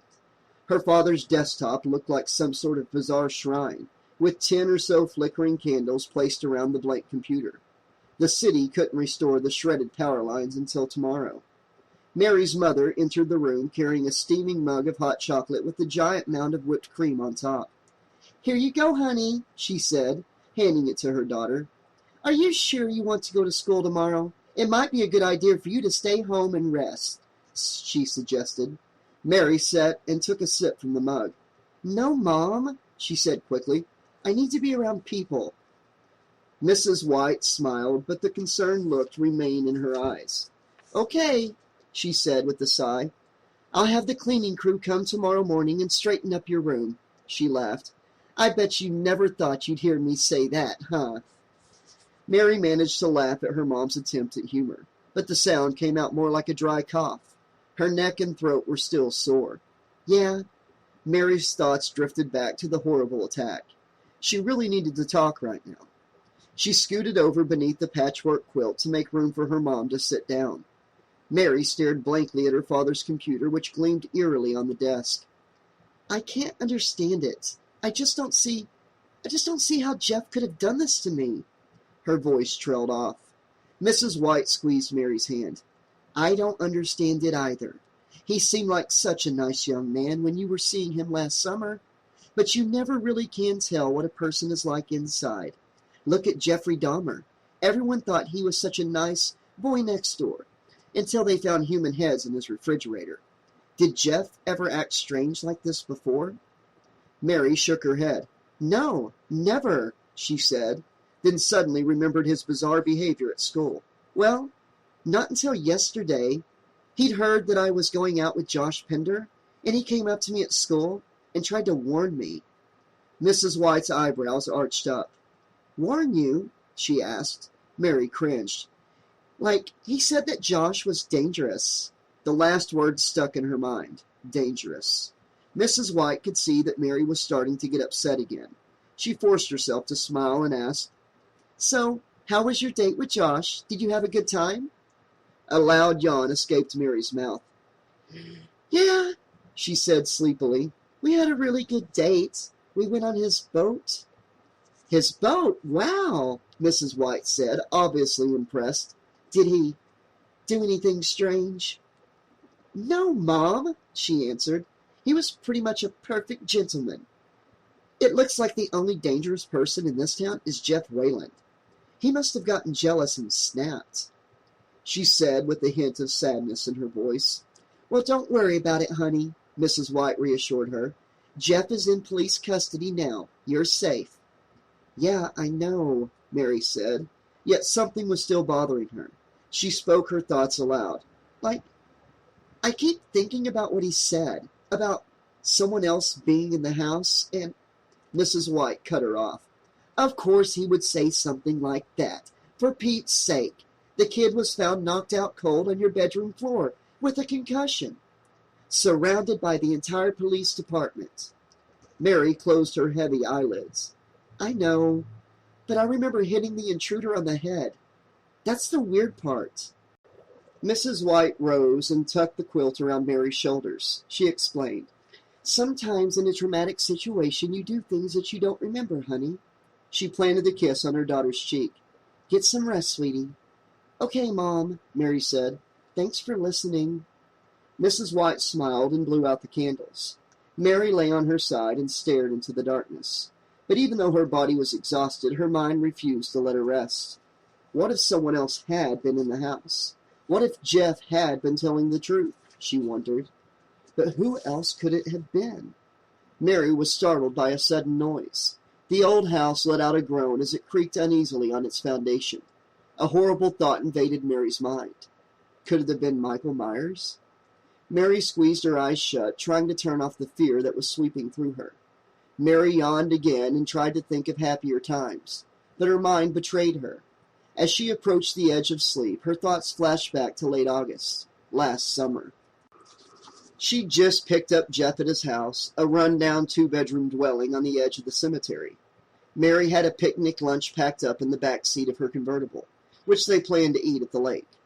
They drove toward town with the top down, allowing the hot wind to blow wildly through their hair. It was just a couple of weeks before school started, and Mary hadn't made any friends besides Jeff. The two of them had practically spent all of their free time together when Jeff wasn't working with his dad. Jeff was a really great guy. They had so much fun together. He never had any money to take her anywhere, but she didn't care. Jeff took her on long hikes through the woods and for swims in the lake.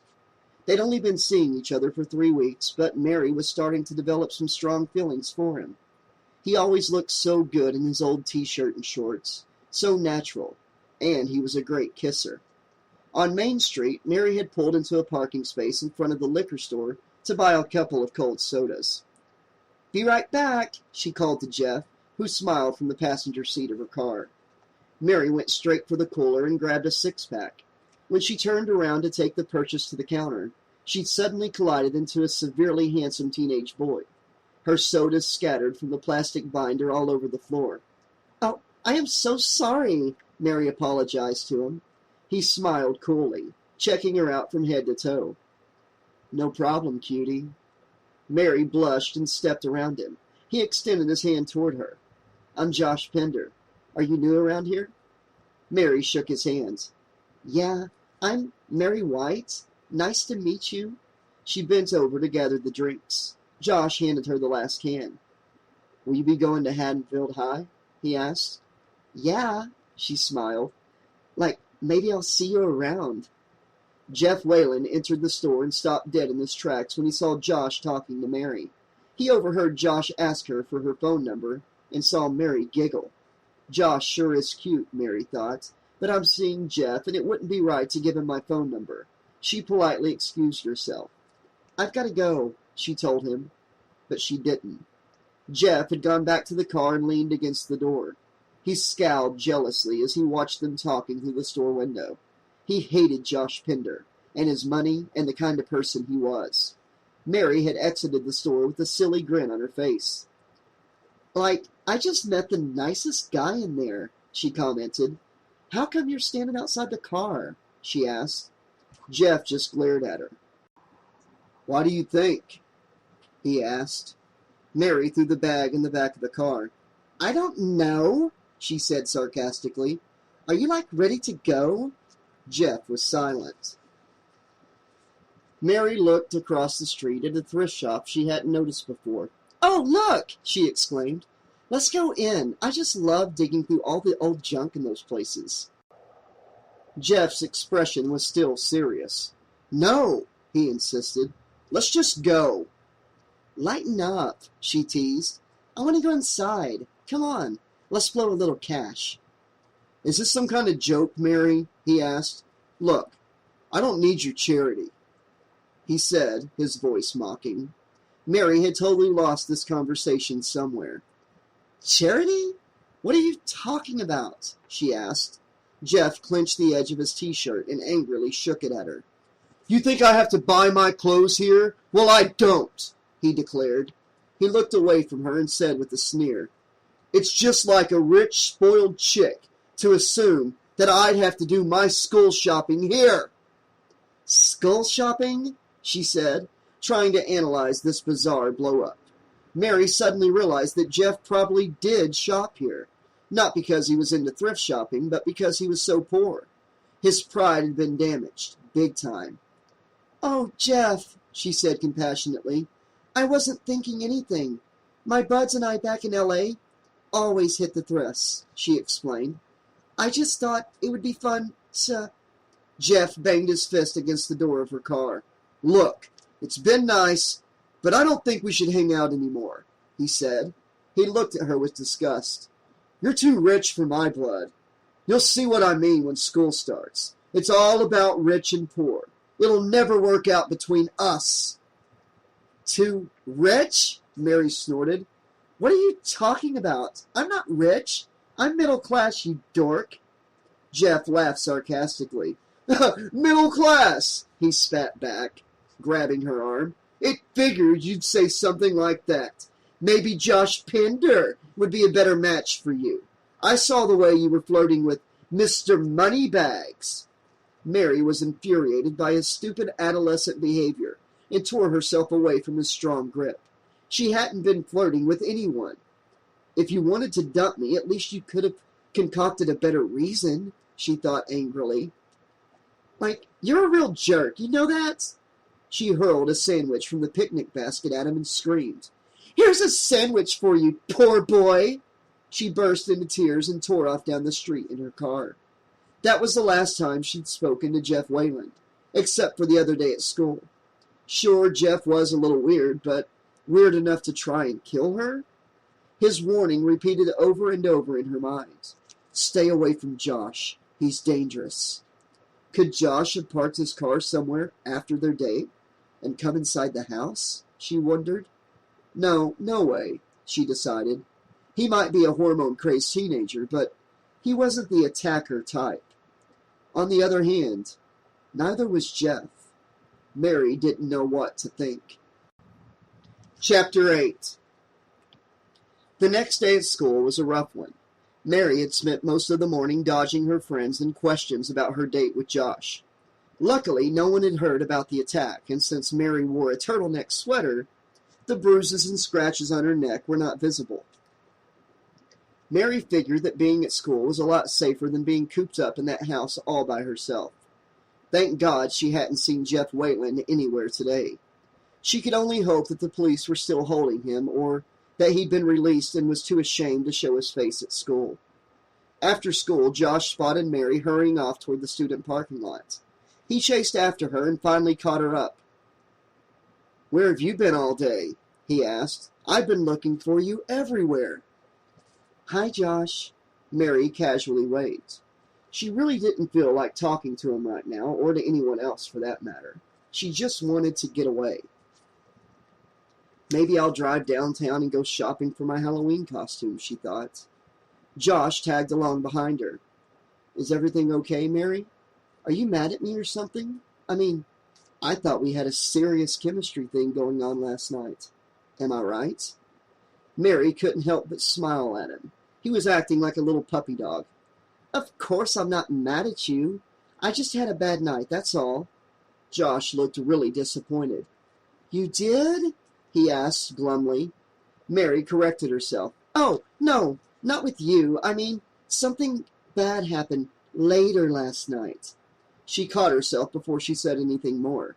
She wasn't sure if she knew Josh well enough to pour her heart out. What? He asked. What happened? Mary stiffened a little. Nothing. I'm okay. What do you mean you're okay? He asked. You're talking as if you had an accident or something. Now you've got me curious. Mary searched his concerned face. I just... Never mind. Josh put his hands on Mary's shoulders and looked her straight in the eye. Open up a little, Mary. It might help to talk about it. Here goes nothing, Mary thought. She lowered her eyes. I was attacked last night. What? Josh yelled. Last night? When? Who did it? Mary calmly explained. After you left, someone broke into the house and attacked me. She paused for a moment and sucked in her breath. Like, the police found Jeff Wayland on my floor. Jeff Wayland? Josh exclaimed. He caught himself before he said too much. Jeff Wayland. Jeff Wayland? He mumbled, as if trying to remember who he was. Oh, yeah, that creepy loser guy who lives down by the cemetery, he asked. Do you know him? Mary asked. No, Josh snapped quickly. He attacked you? That scum-sucking creep. Are you okay? Mary nodded her head and looked blankly at the ground beneath her feet. The concern in Jeff's eyes turned to fierce anger, and he pounded his fist in the palm of his hand. I'm going to kick his sorry ass all the way back to the graveyard, he growled viciously. No, Mary said, waving the idea off. I think the police still have him, and we're not sure that he was the one who did it. Josh's face became puzzled. But you just said, Mary explained. Jeff says he didn't do it. He said someone else, was in the house, and he came in to save me. As the words came out of her mouth, Mary suddenly realized how stupid she sounded. Why am I trying to protect Jeff, she wondered. Josh rolled his eyes. What was he doing at your house in the first place, then? He asked. Mary didn't have an answer. I don't know, but the police will handle him, she said, her voice doubtful. Are you sure? He asked. Are you sure you're okay? Mary smiled. Josh really seemed to care. Yeah, I'm pretty freaked out, but I'm okay. Josh hooked his arm around her shoulder. Let's go out tonight and forget about that loser, he suggested. Let's get the whole gang together and go party somewhere. He gave her a wink. Sounds like you could use a little group therapy. I don't know, Mary said. I don't think it would be a good idea. Come on, it's Friday night, he reminded her. Besides, I want to spend more time with you. The dreamy look in Josh's soft blue eyes was almost irresistible. I'll think about it, she said. He gave her a little peck on the cheek. I'll call you later, and we'll figure out where we're going to go. He smiled. Mary smiled back and opened the door of her car. Okay, she laughed, amused by the way he wouldn't take no for an answer. Mary carefully maneuvered her car out of the student parking lot to avoid hitting herds of kids and sophomore drivers who had just gotten their licenses. She drove her red convertible down Main Street and pulled into a parking space a few doors away from Johnson's department store. She sighed, looking through her windshield at the old-fashioned general store. Johnson's was the closest thing to a shopping mall in Haddonfield. It sold everything from stationery to cough medicine to cheap sneakers. The Halloween costume display in the window caught her eye. She figured that she might get a few ideas for what to dress up as tomorrow night if she went in and browsed around. After all, she had some time to kill, and she certainly didn't want to go home to that empty house. She couldn't wait for the mega shopping mall to open next month. Mary pushed open the door of the store, and a little bell tinkled against the glass. She sifted through the rack of costumes and mumbled, French maids, witches, vampires, a gypsy. A gypsy? Yeah, that's perfect, she thought, since I've just migrated across the country. She crinkled her nose at the cheap nylon costume and decided she'd be better off putting together her own gypsy get-up at home. She had a red broom skirt and tons of costume jewelry that she could use. All she needed was a pair of gaudy gold earrings. Mary selected a pair of dangling coin earrings from the jewelry rack and a pair of glittery pantyhose. Happy with her find, she went over to the cosmetics counter and picked out a bottle of gleaming gold nail polish. She also bought some violet eyeshadow and a stick of black eyeliner to create the mysterious, smoky-eyed look of a gypsy girl. She was feeling better as she carried her plastic bag out of the store. At least she decided what to be for the party tomorrow night. Mary stood on the sidewalk, digging through her purse for her car keys. She heard someone whisper her name. She turned around and gasped as panic welled up inside of her. Jeff Whalen stepped out of the alley alongside the store. In shock, Mary dropped her bag, and her purchases scattered all over the sidewalk. Jeff took a step backward, realizing he'd scared her. I'm sorry, Mary, he stammered. He bent down to try and help her recover her things. Mary's hands were shaking so badly she couldn't seem to grasp the bottle of nail polish that had rolled into the gutter. "Leave me alone," she shouted. "Go away, or I'll call the police," she warned. Jeff stood up and raised his hands. He stood there defenseless, his palms spread. He really hoped she didn't start screaming. He had to talk to her. Okay, I'm not going to hurt you. I know this looks batshit crazy, but I've got to tell you what happened last night. Mary's eyes darted from left to right and back again. There were plenty of people around. He wouldn't dare try to strangle her right here on the street, she told herself. But she still had to get away from him fast. She grabbed the eyeshadow, which had landed next to his heavy work boot. Just go away and stop following me. Jeff lowered his voice. The police let me go late last night. There was no evidence. In fact, whoever broke in didn't leave any fingerprints. This kept her quiet long enough for him to continue. I saw someone come out of the woods and go around the back of your house. When I saw all the lights go off, I freaked out. Wait, what were you doing at my house anyway? She demanded. Jeff's face became red with embarrassment. I was worried that Josh might try to get you to do something you didn't want to do. I was just trying to protect you.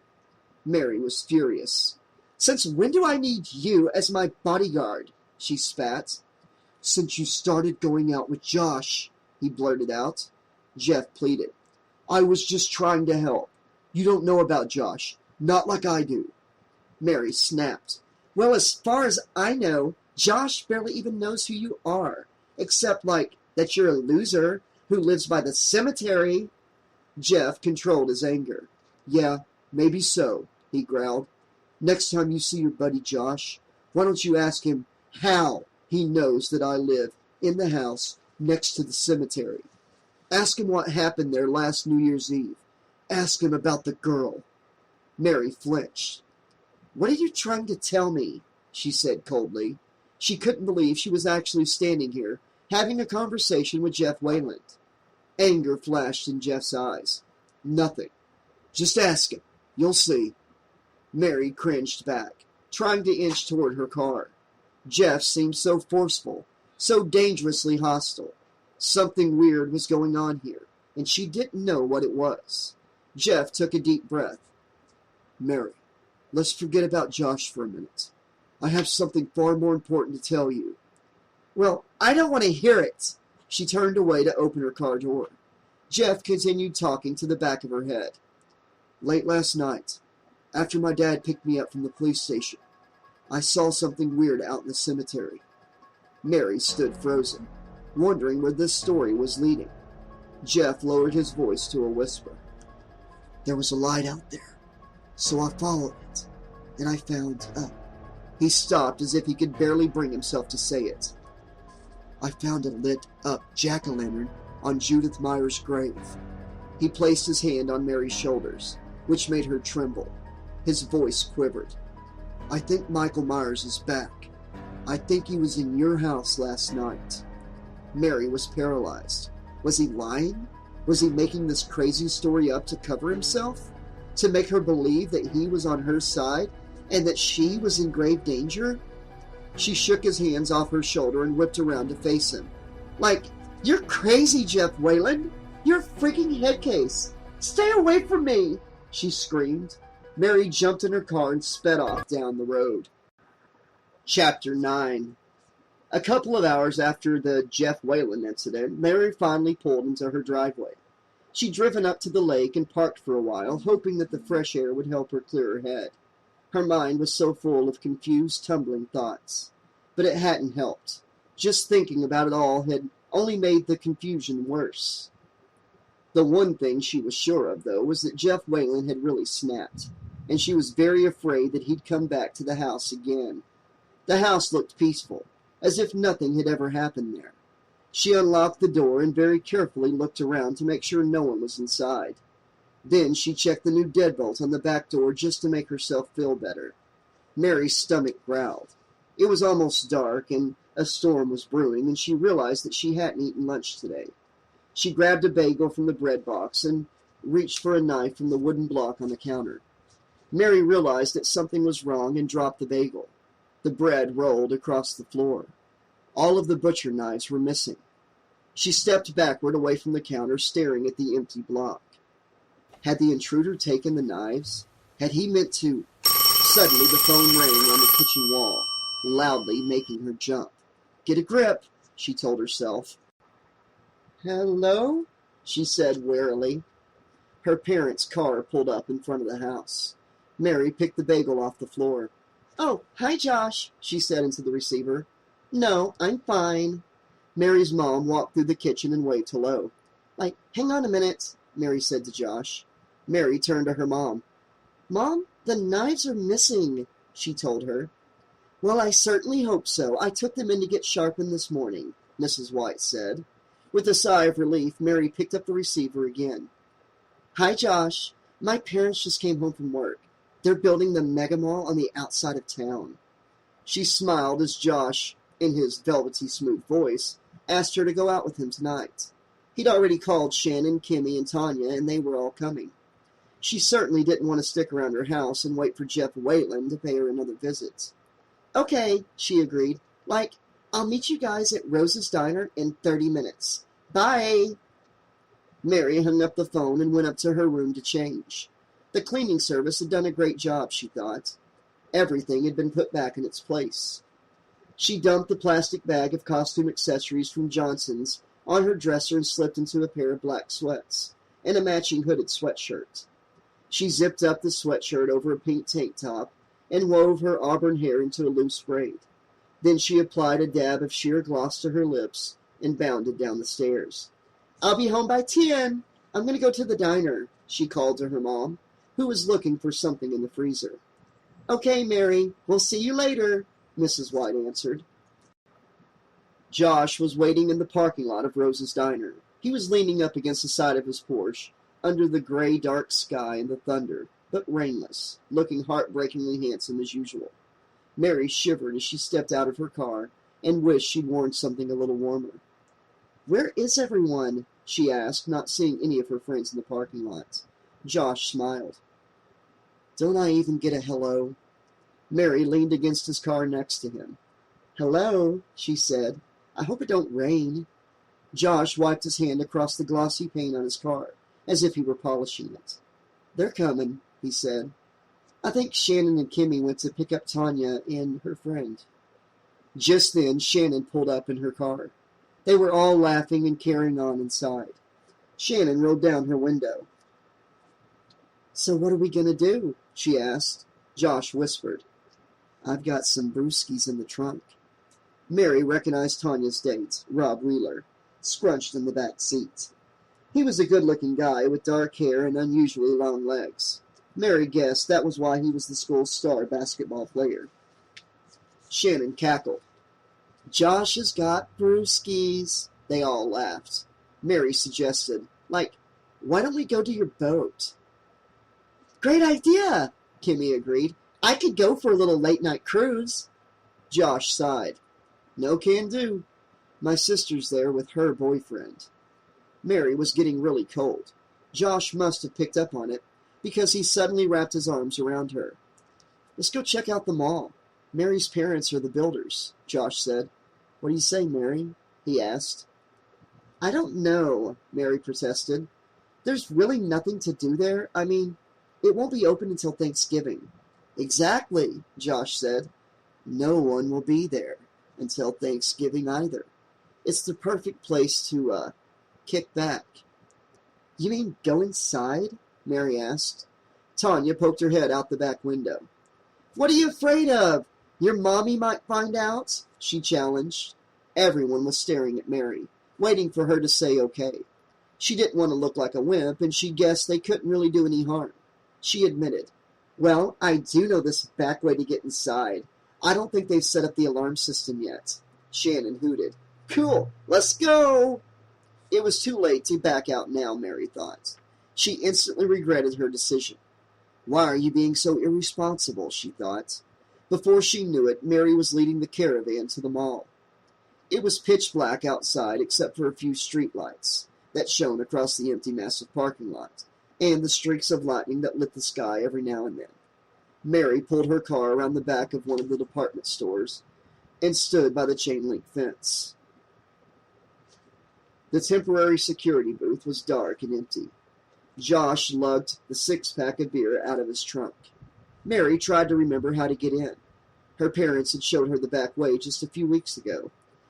I'm sorry, but this is creepy, Kimmy said, slamming the passenger door of Shannon's BMW. It's like something out of a horror movie. She lowered her voice and croaked. The mall with no shoppers. Shannon shook at the fence. Let us in, she said, laughing. Shh, Mary hissed. I think there's a security guard around here somewhere. She peered around the dark parking lot. Let's just leave, you guys. I just don't remember how to get inside. Rob Wheeler stretched his slender arms between two fences and effortlessly freed the latch. The gate cracked open. Party time, he said casually, stepping inside. They all slid in after him. Mary knew she wasn't going to be able to relax here. She'd have to spend her time keeping an eye on her wild friends. She slipped through the fence and chased behind the others, trying to keep them quiet. Over here, you guys, she whispered. Mary stood before a black box on the wall and struggled to remember the lock combination. Carefully, she punched in the entry code. A series of beeps went off, and then a click. She pulled open the heavy metal delivery door. Her heart was pounding, and she froze for a moment, silently praying that a blaring alarm wouldn't sound. All was quiet, and she decided that if they did get caught, she could say that she was just looking for her parents or something.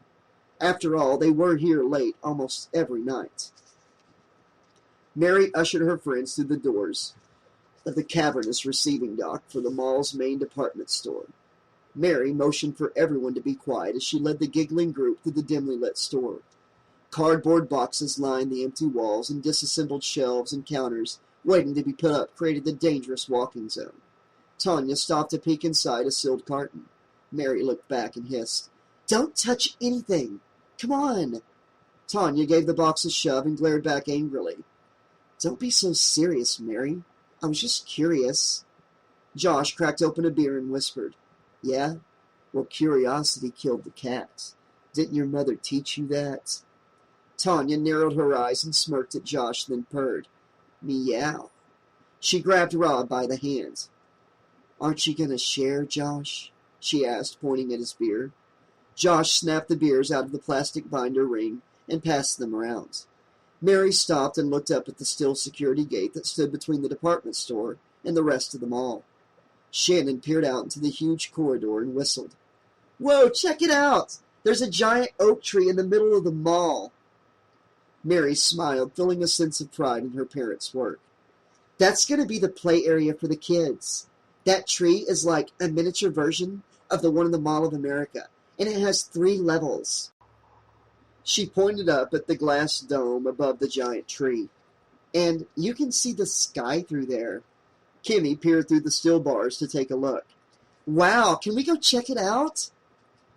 I don't know, Mary said nervously. I don't think we should go out there. There might be a guard buzzing around. Oh, come on, Mary. We haven't seen anyone at all, and you know it, Kimmy said. With a mischievous grin on her face, she pushed the rolling gate open a few inches. It's not even locked, girlfriend, she whined. Shannon took a gulp of her beer and slid the gate open a little further. You're right, Kimmy. It's not locked. She looked at Mary as if asking her permission to go through. Mary rolled her eyes. Like, okay, but don't touch anything, she warned. The teenagers slid through the gate and took off running toward the monstrous treehouse. Mary threw her hands up in the air. Were they totally insane, she wondered? And be careful, Mary whispered sharply. There's... Kimmy suddenly tripped over a beam on the floor. She shrieked as her beer flew out of her hand, and she landed hard on her ass. Mary finished her sentence mumbling to herself. There's stuff on the floor. Then she chased after Kimmy and helped her up. Tanya was laughing hysterically. Good thing you've got a little padding down there. Kimmy glared at Tanya as she pulled her sweater over her hips. Thanks a lot, she said. Come on, guys, Mary said, pulling her by the hand. The dark shape moved silently past the fancy sports cars in the parking lot, lit only by the occasional flash of lightning. He'd watched the giggling teenagers enter the mall, watched them sneak through the gates. They were inside now, and he was going to trap them there. He swiftly traced their steps and vanished into the blackness of the huge structure. Shannon was the first to enter the child-sized doorway that was carved through the massive trunk of the tree. The other kids followed behind her and up the winding staircase to the upper levels of the giant treehouse. A small lookout platform nestled amongst the fiberglass branches allowed a bird's-eye view of the entire mall below. They settled on the floor, panting heavily from the three-flight climb. Mary peered out over the rail and motioned for everyone to be quiet, to make sure that no one, particularly a security guard, was aware of their presence. She saw no one and sat down to relax for a few moments. Kimmy looked around. Wow, it is so pretty up here. I can't wait till this mall opens. Mary smiled. Like, yeah, this place is going to be totally cool. We're actually going to have some real stores around here. The shopping in this town is mega lame. You can say that again, Shannon agreed. I have to drive nearly 40 miles to buy my clothes. Mary hugged her knees, enjoying sitting so close to Josh. She looked at her friends through the dim light and smiled. After all was said and done, she really was glad that her family had moved to Haddonfield. Hey, where's Tanya and Rob? She asked, not seeing them within view. Josh whispered. They took off a few minutes ago. They probably want a little privacy, if you know what I mean.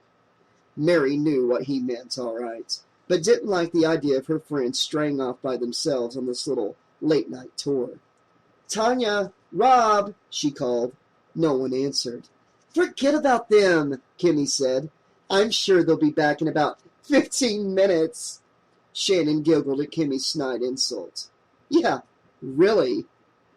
15 minutes? Josh mocked. Is that all you girls ever get?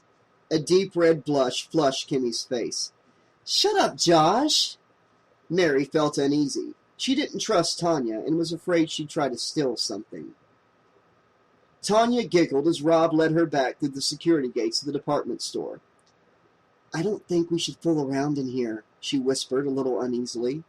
Rob squeezed her hand tightly and felt a tingle through his hormone-ravaged body. Trust me, he said breathlessly. Tanya finished her beer and threw the can, which clanked across the cement floor. Rob retraced their steps to the delivery room and pushed open a heavy door. No one will find us in here, he said. Tanya's hair stood on end as her eyes adjusted to the darkness. Hundreds of naked mannequins stared at them with glassy, cold eyes. This is too weird. I feel like they're watching us, she said. Let's go back and find the others, she suggested. Rob pulled her close with his strong arms and planted a spine-tingling kiss on her lips. Tanya felt weak and dizzy. She closed her eyes and pretended that it was Josh who was holding her tightly and kissing her, giving her the male attention she so desperately craved. Okay, she said. She kissed him back and allowed Rob to press his body tightly against hers. He groaned with pleasure as she ran her fingers through his hair. Rob ripped off his letterman's jacket and dropped it on the floor. Tanya let him slide his hand under her black cashmere sweater as he kissed her neck. Then she suddenly opened her eyes and wondered if she was making a mistake. Will going all the way with Rob really cause Josh to be jealous? She wondered. Had Josh even noticed when we left a few minutes ago? A dark shape suddenly and unmistakably moved among the mannequins in the back of the room. Tanya felt a spike of fear travel down her spine as she pushed Rob's face away and whispered, "Let's go. There's someone in here." Rob lazily glanced over his shoulder and kissed her again. "Just relax, baby. There's no one here but you and me." Tanya struggled out of his grasp. "I really saw something," she pleaded. "It was right over—" Tanya shrieked and Rob jumped back as a pile of naked wooden bodies suddenly tumbled on top of her. Tanya's heart thudded with terror as the sound of her screaming filled the air. Her body numb with fright, she scrambled to dig her way out of the pile of arms, legs, and heads. A pair of wooden fingers were gnarled around a lock of her curly blonde hair. "Help me!" she screamed. Rob stumbled up from the floor and glanced into the darkness. Was someone else in the room with them? No, he decided. They must have brushed against the pile and knocked the bodies over.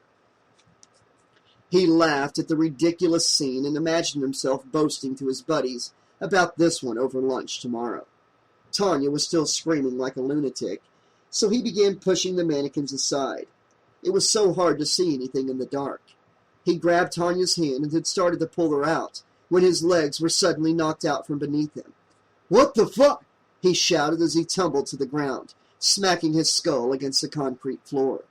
Rob was shaking his head and trying to push himself up from the floor when he saw it. He tried to scream, but no sound came out of his dry throat. This can't be real. A hulking figure emerged through the rows of mannequins. The gleam of the razor-sharp butcher knife clutched in his hand promised death as he stepped closer and closer. Just as Tanya freed her hair from the grasp of the cold mannequin hand, she looked up and screamed as the blade of the knife plunged into Rob's chest, crunching through his ribs and tearing apart his lungs. Rob reached out a desperate hand. With savage swiftness, the dark shape grabbed his arm, twisting it savagely out of its socket, with a flesh-ripping pop. "Oh no! God, no! Please let this be some kind of a sick joke!"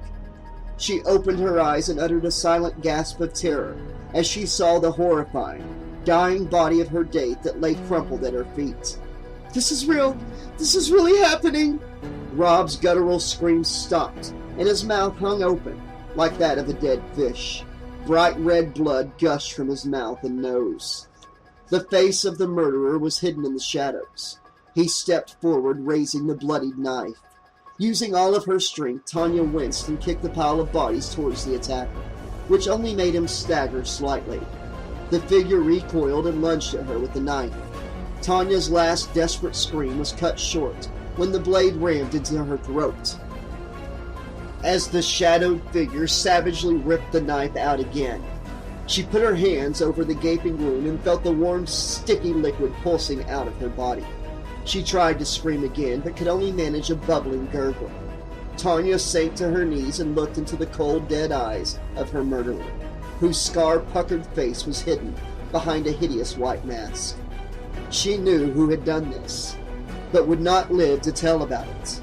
Her heavy eyelids closed, and everything faded to white. Mary was rolling on the floor of the platform laughing as Josh sang an out-of-key version of 99 Bottles of Beer on the Wall. Josh sang out, 70 bottles of beer. "Shut up, you're driving me crazy," Mary howled, grabbing her aching sides. Josh finally stopped singing and put his arm around her. "You win. What would you like to hear next? Feelings?"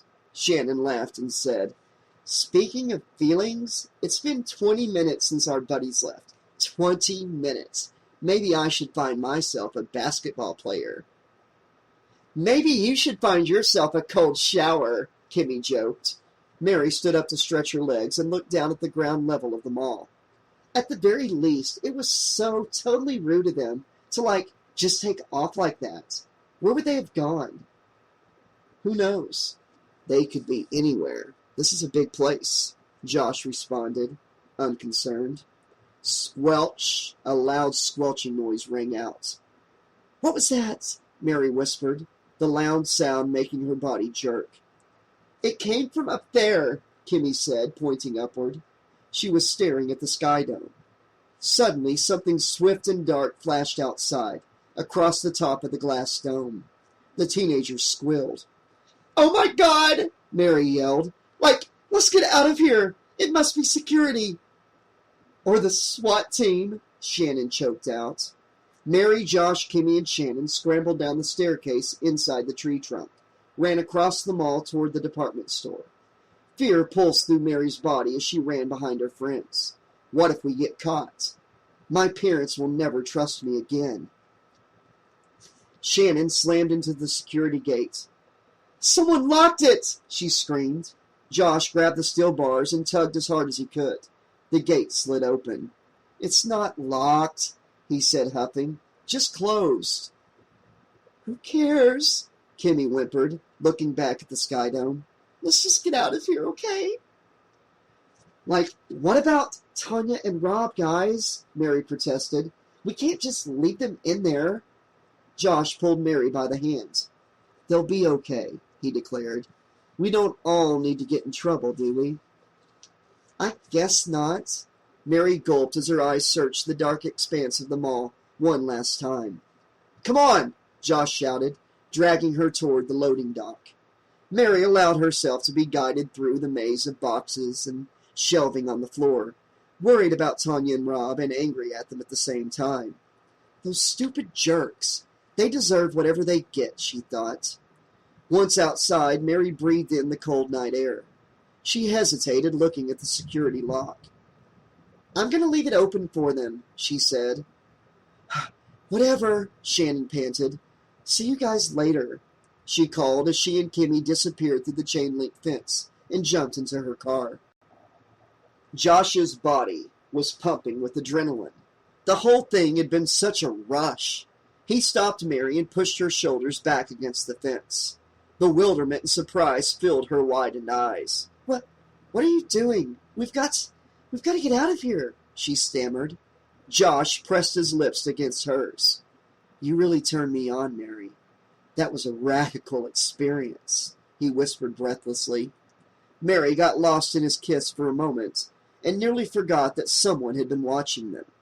But she opened her eyes and jumped when she heard the noise above them. Cluck! The noise had come from somewhere on the roof. Mary uttered a gasp of panic. Let's go, she pleaded, her heart racing as quickly as Josh's, but for entirely different reasons. Josh gave Mary another kiss as she grabbed his hand. Hurry up, she hissed. Josh hopped in his car and started the engine. Mary jumped in her car and the two teens sped away from the mall. Mary tossed her hair back and sank into the driver's seat, feeling relieved.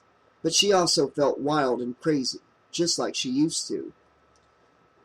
She was lightheaded from all the excitement. And Josh, wow, he was something else. She watched the taillights of his Porsche disappear down the road as he sped away in his pumped-up sports car. What a night, she exclaimed. Chapter 10. Mary hung up the phone and stared blankly at her bedroom wall. She couldn't believe the news she'd just heard.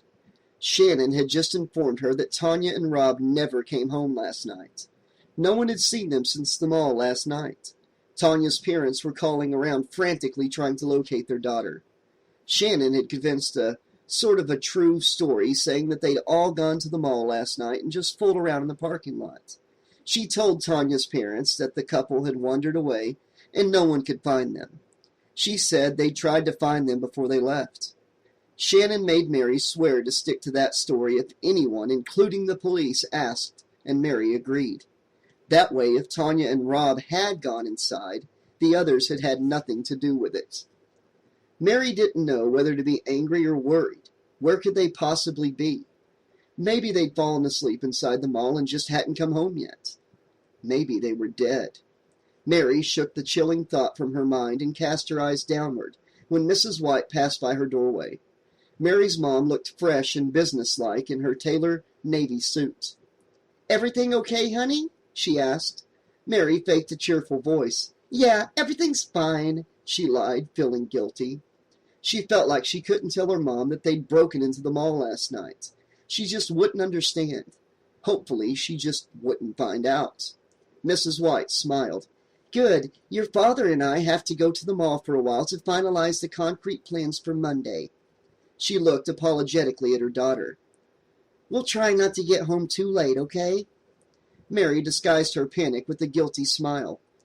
"Okay, I'll be at Josh Pinder's party," she said, wondering if her mom somehow knew about last night. What if security had taken down her license plate number? What if the police started searching the mall for Tanya and Rob? "Have fun," Mrs. White said. "Yeah," Mary said. "I'll try." Mary fixed herself a bowl of vegetable soup as a late afternoon lunch. She seated herself at the pine kitchen table and slurped up a spoonful of the reddish liquid. Thoughts of the other night's attack invaded her mind. She glanced at the back door again to make sure it was bolted. Through the tiny window, she could see clouds forming in the darkening sky. What if Jeff Wayland had been the one in the mall sky dome? She asked herself. He's the only one crazy enough to follow me. Jeff's bizarre warning about Michael Myers entered her mind. No way. It couldn't have been Michael Myers. But what if it was? Jeff's desperate warning echoed through her mind over and over again. When he told her about the cemetery yesterday, she hadn't believed him. Thought he was just trying to cover up. But what if it was true? Why were Tanya and Rob still missing? Mary suddenly had a chilling thought. What if Jeff had something to do with their disappearance? Mary forced herself to swallow the last spoonful of soup. She went up to her room to get dressed for Josh's Halloween party. She had to get over there and find out if anyone had seen or heard anything about Tanya and Rob. Mary's gypsy costume lay neatly across her bed. She peeled off her jeans and sweater and carefully put on the new pair of shimmering gold pantyhose. In front of the mirror, Mary dressed herself in her clingy red broom skirt and a tight black halter top. The thin fabric of the skirt clung to her shapely legs and brushed just above her ankles as she twirled around, watching her colorful reflection. The festive costume did nothing to brighten her dampened spirits. The last thing she felt like doing tonight was attending a party and pretending to be happy when Tanya and Rob were missing. Maybe they'll be there, she told herself. Yes, everything will be okay. Mary set her long hair in hot rollers. She swept some sparkling violet eyeshadow on her lids and carefully outlined her eyes with a smoky gray liner pencil. Outside, Mary heard a chorus of little voices tinkling with laughter. She peered out her window and spotted a group of grade school kids clustered on her front lawn. Mary smiled, remembering how little kids go trick-or-treating on Halloween. She wrapped a black scarf over the rollers on her head and went downstairs, where she picked up a bowl overflowing with miniature candy bars and opened the front door. The children screamed when she poked her head outside. One little boy dressed up as a cowboy screamed out, "It's the boogeyman's wife! Run for your lives!" He picked up an apple-sized rock and hurled it at the house. Mary watched in bewilderment as they took off running down the street. The rock landed nowhere near the house, but it did come dangerously close to her new car. It made her wonder what kind of stories their parents had been telling them. Mary slammed the door and with a scowl muttered, "Little brats?" She suddenly remembered the horrible tale of the Halloween massacres, how Michael Myers had butchered dozens of teenagers, how he'd once lived in her house, how he always came home on Halloween. Mary glanced at the clock and realized she was supposed to have been at the party 15 minutes ago. She quickly unrolled the curlers from her hair and tied her curly locks back with the black scarf. She removed a bottle of her favorite perfume from the mirrored tray atop her vanity dresser. She sprayed a little of the fine, sweet mist on her neck and wrist and set it back on the tray. The beaded necklaces that she draped around her neck were a nice addition to the costume, as were the gold coin earrings that she clipped onto her earlobes. Mary looked approvingly at her reflection. She was about to leave when out of the corner of her eye she caught a glimpse of something that hadn't been sitting on the dresser last night. Mary picked up the worn, folded-up piece of paper and held it to the light. Strange, she mumbled, her curiosity aroused. It looked like some kind of note, but there was nothing inside. She determined by the weight. She carefully unfolded the paper. Mary held her breath as her gold bracelet jingled to the floor. The same bracelet that had hopelessly fallen under the house a few days earlier. Its shiny gold luster was cut down to a dull gleam from the dried blood that was caked on it. Someone had been down there. Oh my God! Mary's blood seemed to stop flowing. Her body felt frozen as she stared at the bracelet. The sight of the bloody piece of jewelry sent waves of shock through her body. Whose blood is that? She quickly picked up the bracelet and with trembling fingers threw it disgustingly on top of the dresser. I should call the police, she told herself. No, she decided, there's no time. What if he's here right now? Mary grabbed her purse and rushed out of the house. Chapter 11. Mary maneuvered her car through the dark forest roads on the way to Josh's neighborhood, Haddonfield Estates. She passed the giant mansions and horse pastures that this posh area was famed for before she finally made a ride onto the cul-de-sac where his impressive home was nestled. Josh's house was easy to spot by all the staggering teenagers milling around the gated private driveway. The massive estate was built entirely of gray stones and looked more like something out of a history book than a home. A battalion of ancient barren trees surrounded the home, which Mary estimated to be several hundred years old. Mary squeezed her car in between two cars on the street.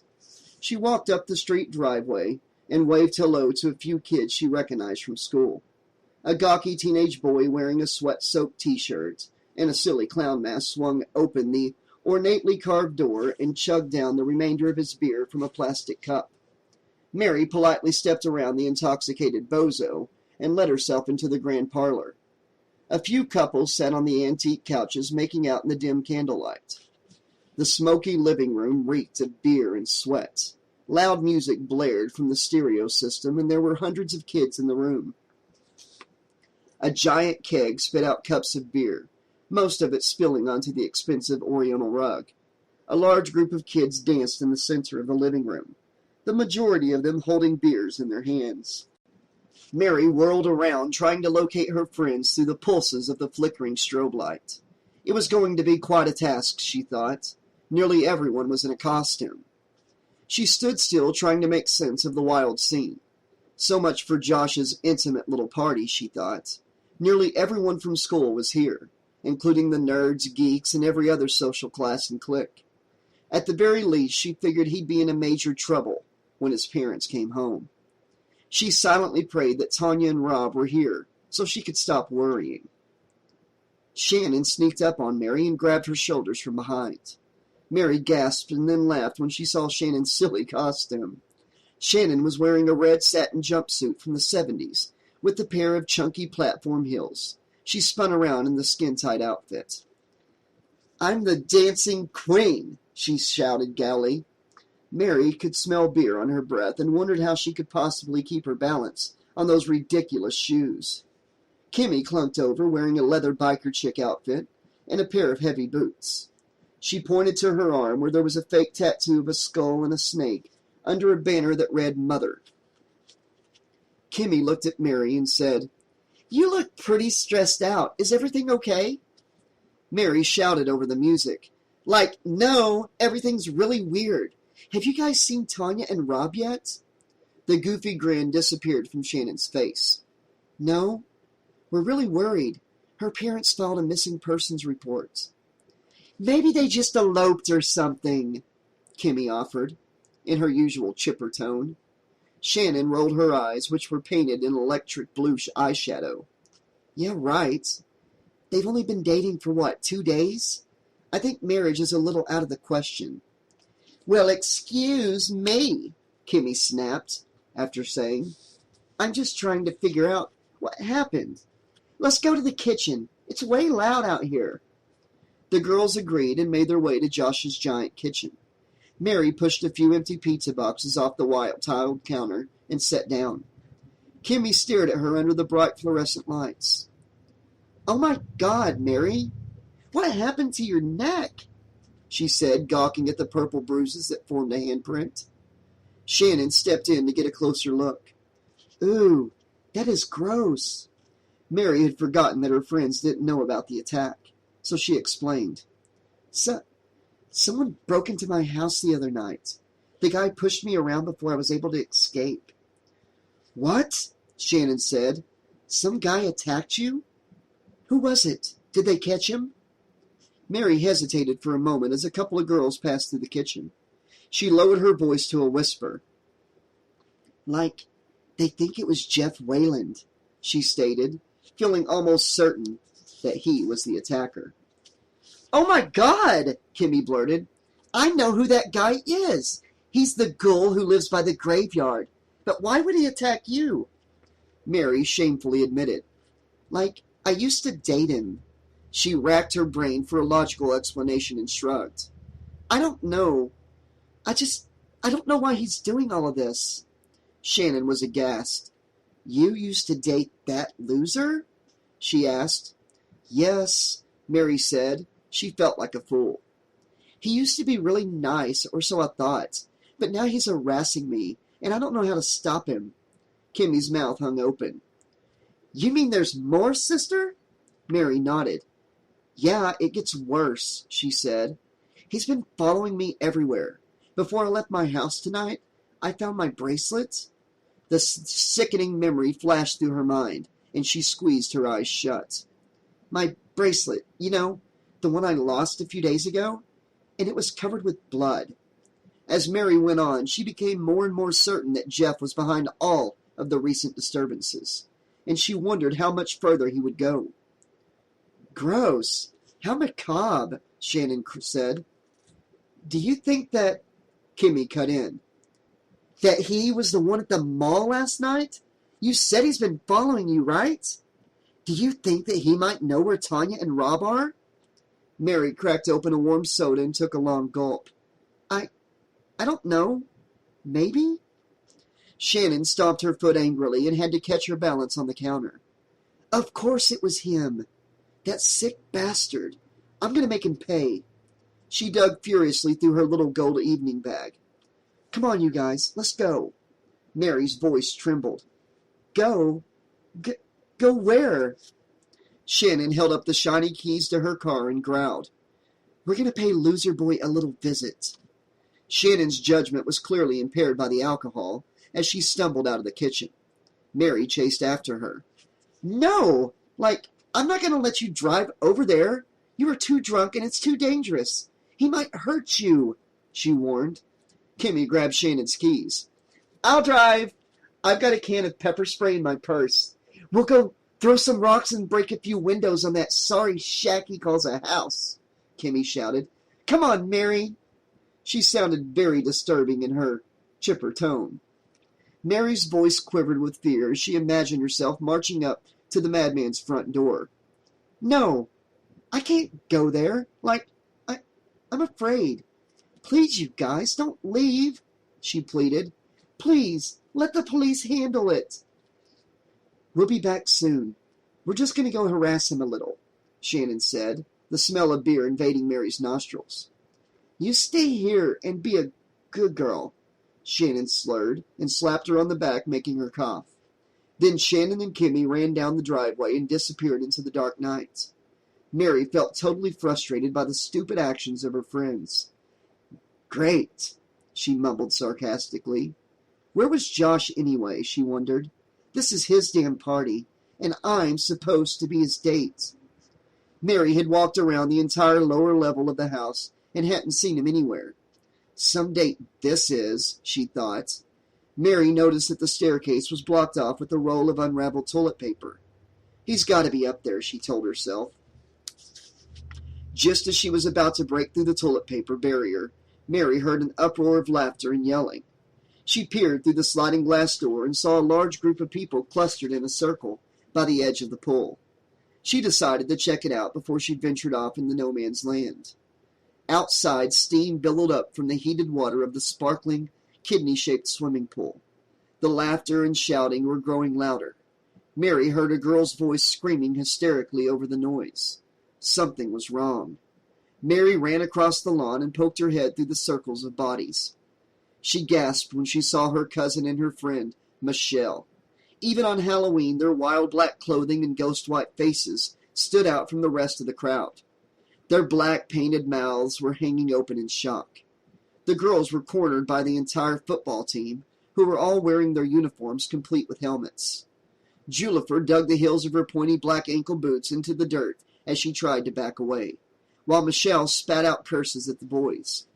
A fat, hulking boy wearing the number 49 on his jersey bellowed, "Confess your sins, and thou shalt be purified.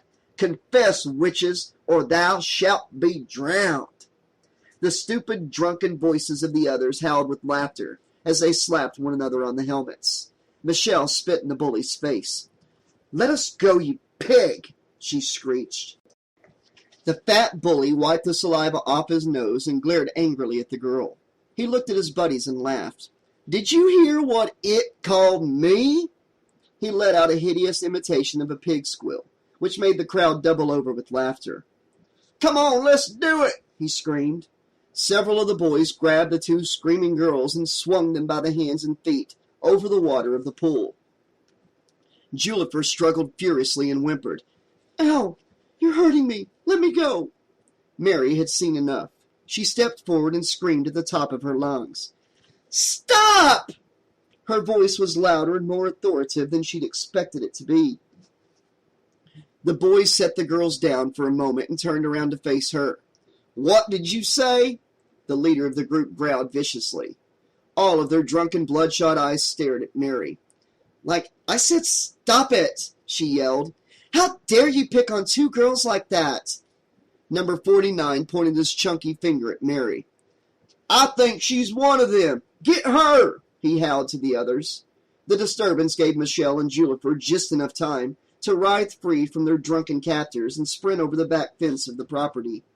In an instant, the drunken jocks forgot about the punk girls and were now grabbing at Mary. Panic and instinct made Mary's strong legs carry her across the lawn with lightning speed.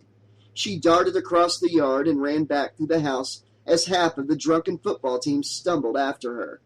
She burst out the front door and tore down the steep driveway. Mary spotted Michelle and Julifer, who were sitting on the retainer wall in front of the house next door, talking to each other in hushed voices. Mary could hear a few obscene jeers being shouted down at them from the house. Luckily, no one followed them any farther. Tears made Julifer's black eye makeup stream down her face in streaks. We should have never come here. We don't belong, not even on Halloween," she sobbed. Mary collapsed on the sidewalk next to them. "Are you guys okay?" she panted. "What do you think?" Michelle snarled. Julifer fluffed up her ratted, bleached hair. "Thanks, Mary. You really saved our butts," she admitted, "but you didn't have to do that." "Yeah, I did," Mary said, smiling and putting a comforting arm around Julifer's shoulder. "Like, we girls have got to stick together. Besides, what's family for anyway?" Michelle averted her eyes and kicked the tire of a parked car with her red Doc Martens. "Yeah, thanks, prom queen." Mary stared at Michelle until she was finally able to make direct eye contact. She noticed for the first time that beyond Michelle's tough exterior, she was actually quite frightened by the humiliating incident.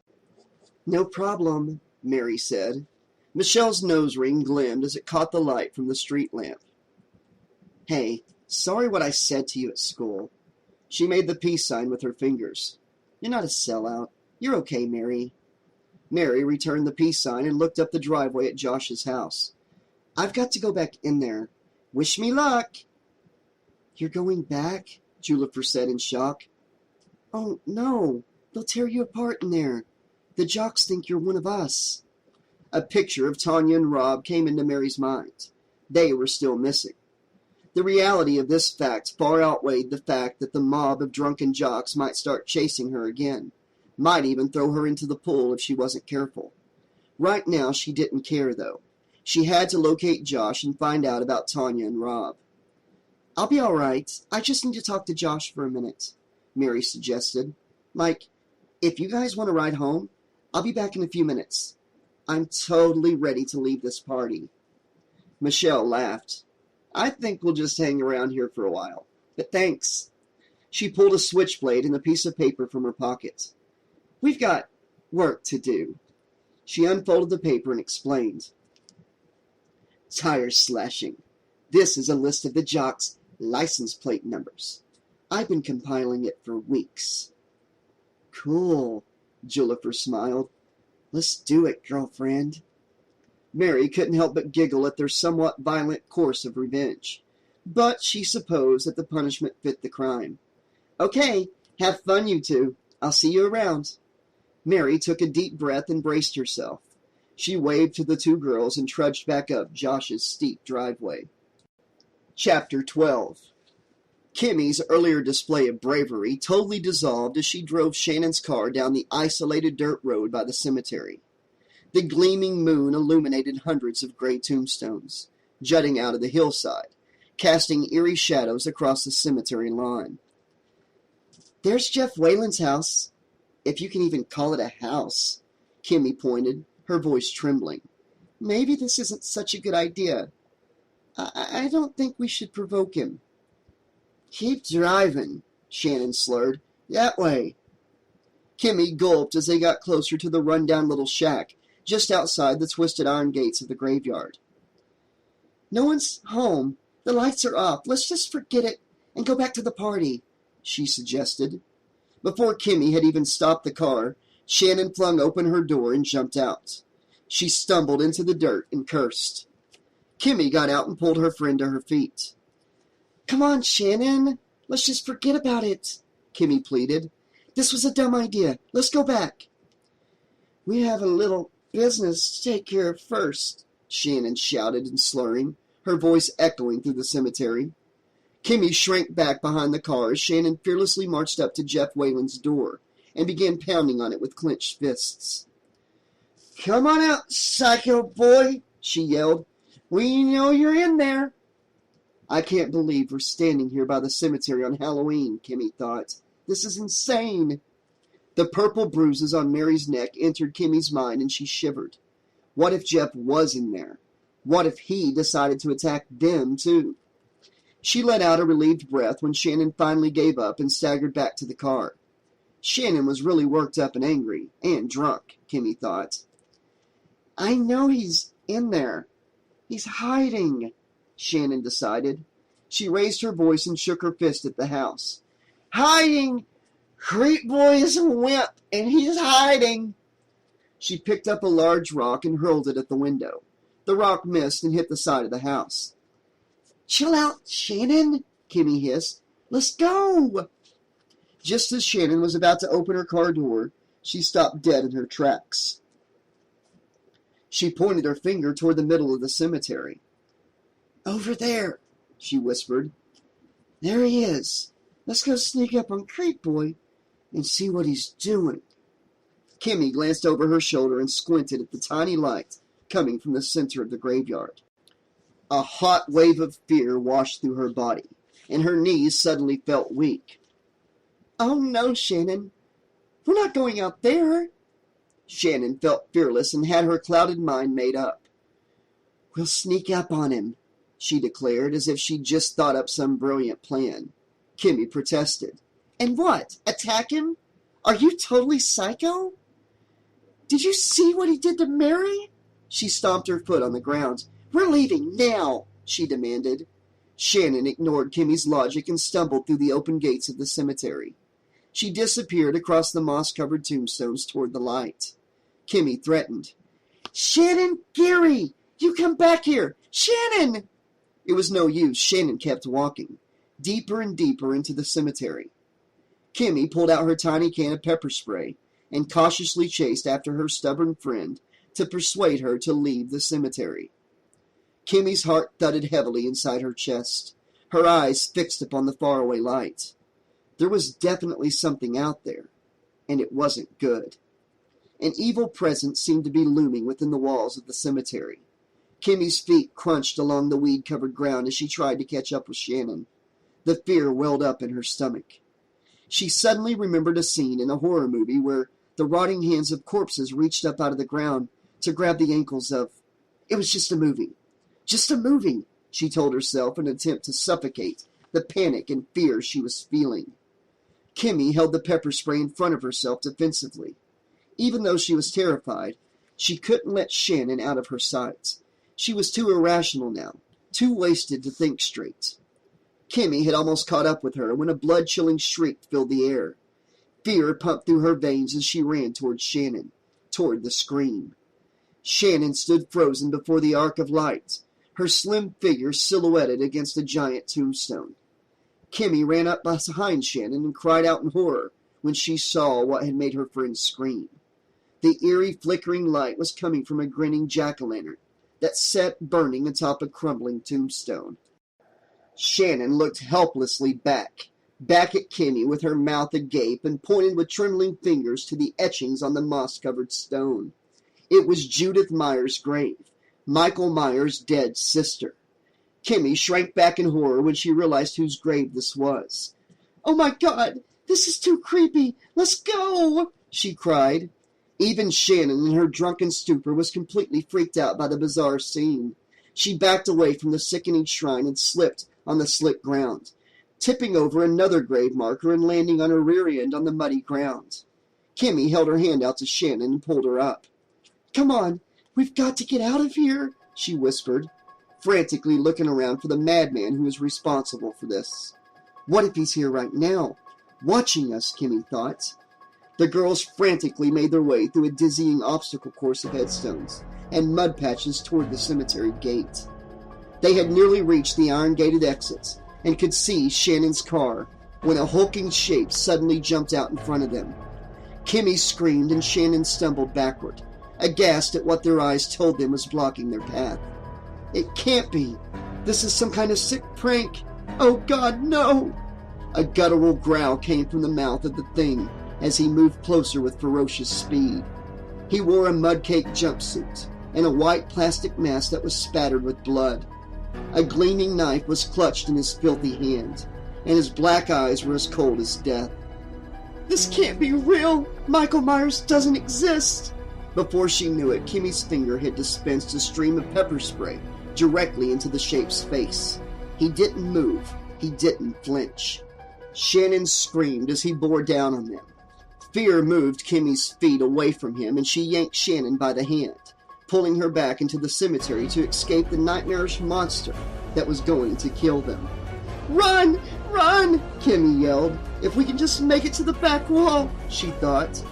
Kimmy ran through the darkness, screaming for help at the top of her lungs. She was gradually being overtaken by a dreamlike feeling. Nothing was real. Everything was upside down and spinning. She realized to her horror that Shannon's hand had slipped out of hers, somewhere out there, and that she was now running alone. Her legs became numb. Her heart threatened to explode. She could see the wall now, just a few more yards. Don't look back. Don't look.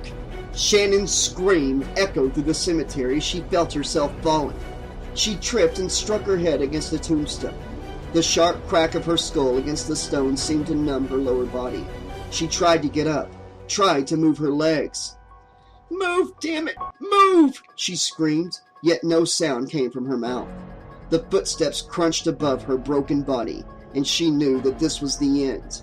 Her mouth could not be coaxed to open and scream again. Her eyelids fluttered as she realized the truth. It was Michael Myers who was looking down upon her. The dead eyes behind the mask stared down at her, and his arm raised. A stench of rotten flesh and blood came from his mouth as he growled. With crushing force, he viciously drove the knife through her chest several times. Her blood showered down like raindrops across her face. She could not feel the razor-sharp blade ripping through her chest. Only the suffocation as her lungs filled with blood. The horrifying image of Michael Myers burned through her mind. The darkness closed in around her, and she knew that she was dying. Everything went black. Kimmy again screamed out into the darkness. "Shannon!" As her own terrified voice reverberated off the wall, she instantly knew that she was alone with Michael Myers. "Somebody help me!" Just as her terrified mind had imagined, swift, heavy footsteps squished across the grounds, moving closer to the wall. Kimmy glanced back and saw the silhouette of the dark shape moving in on her. Horror filled her brain as she watched Michael Myers stumbling down the grade toward her, the gleaming blade of his knife glistening in the moonlight. "Climb! Climb!" Dry screams croaked from her throat as she clawed at the towering wall of bricks, trying to hoist her body over it. She couldn't stop screaming. Her fingernails dug into the cement blocks. With a sickening popping sound, a few of her fingernails snapped off and were ripped away from her fleshy nail beds. She fell and stumbled backwards. Ah! She felt her body roll in slow motion like a Grand Prix race car, spinning and sliding out of control. "I'm going to die!" A mist of acrid, rotten breath emitted from behind the white plastic mask. His cold, lifeless eyes had no soul, a fact that was almost more terrifying than the deadly situation. Her bleeding fingers throbbed and she screamed out in agony. Michael Myers raised the blood-soaked knife and slashed it across her bare arm, delivering another shot of severe pain. She stumbled to her feet and pleaded for mercy. Don't kill me, oh, please, don't kill me," she begged. The face behind the mask seemed to twist into a cruel grimace as Michael Myers gripped the handle of the razor-sharp instrument. "Please, no!" she screamed as she stepped backward against the wall. She was trapped. The pain pulsated through her sliced-up limb. Michael Myers lunged at her and the knife descended downward. Kimmy's body pitched forward as he plunged the sharp blade instrument into her stomach and twisted it with brutal force. Deep red blood and rat tails of intestines spilled out of the gaping wound as he extracted the knife. Her broken body crumbled to the ground and lay motionless. All was silent in the cemetery. Chapter 13. Mary reached the top of the driveway and quickly slipped by a pair of football players as they staggered into the hedges. A sickening retching sound came from somewhere in the yard. Mary's stomach turned as she ducked inside the entryway to the massive house. Inside, the action was definitely heating up. A drunken girl with very short brown hair wearing a cheap French maid costume was dancing on the coffee table and lifting up her skirt. An intoxicated crowd of teenage boys hooted and cheered as she slipped a red garter belt down her thigh and swayed her hips to the pulsing music that pumped out of the stereo. Boy, is she going to be sorry tomorrow, Mary thought, looking at the stupid poor girl. One of the football players grabbed at the girl, which seemed to frighten her a little. She looked around and instantly sobered up. A wave of panic and remorse seemed to wash over her face as she stared out at the leering sea of pimpled faces. Without thinking about the consequences, Mary pushed her way through the crowd of boys and pulled the girl down from her little living room stage. The music suddenly snapped off, and the hulking leader of the earlier mischief with her cousin grabbed Mary by the shoulders. "You don't give up, do you, you little goody-goody tramp?" he bellowed. "We're just gonna have a little fun." Mary wished she hadn't interfered and had just gone about her business. She stammered, I... The French maid burst into tears of shame and ran out of the room as the crowd of boys stared angrily at Mary for spoiling their good time for a second time. Another football player entered the room and cocked his head to the side as he stared hard at Mary. "Hey, I know you," he stated drunkenly. "You're the stupid chick who rescued the witches." He laughed, then grabbed Mary's knee and squeezed it hard. "Yeah, it is you." Mary's face became scarlet. Everyone in the room was staring at her, nodding their heads in agreement. No, it wasn't me," she began to say. The flabby lips of the hulking football player babbled to the crowd. "See, I told you she was a freak, just like those punk chicks. She's trash." His belly shook as he howled. "I can spot a freaky slut a fucking mile away." He grabbed at her chest and chuckled when she winced with disgust. Instinctively, Mary raised her palm and swung. Her blow landed on the side of his helmet, nearly breaking her hand. His laughing face became a mask of rage as he realized she just tried to hit him. But before he could respond, Mary elbowed him in his soft gut and took off running. Mary broke through the toilet-papered staircase like a runner finishing a marathon. Obscene jeers and heavy footsteps followed behind her. At the top of the staircase, Mary hesitated for a moment, trying to decide which direction to take down the long corridor. There were so many doors in this house. Where the hell was Josh? She turned to the right. Her low heels clicked down the polished hardwood floor. At the end of the hall, Mary noticed a light coming from a half-open door. She poked her head inside and found Josh lying across his bed on a plaid flannel comforter. A black Dracula cape was draped across his bare chest. He smiled at her and said, "I was just thinking about you." Mary slammed the door shut and snapped the lock. Tears welled up in her eyes as she slumped against the wall. She could hear sounds of footsteps and angry yelling down the hall from the boys who were chasing her still. She looked to Josh for help and realized that he was completely wasted. His body rolled off the bed and clumped to the floor. He looked up at her. "I want to suck your blood," he said, laughing ghoulishly. Mary yanked him into a sitting position. "Josh, you have to get up. They're trashing your house like bad." Josh looked around as if he didn't know where he was. "Who?" he asked dumbly. "Like the hundreds of people downstairs?"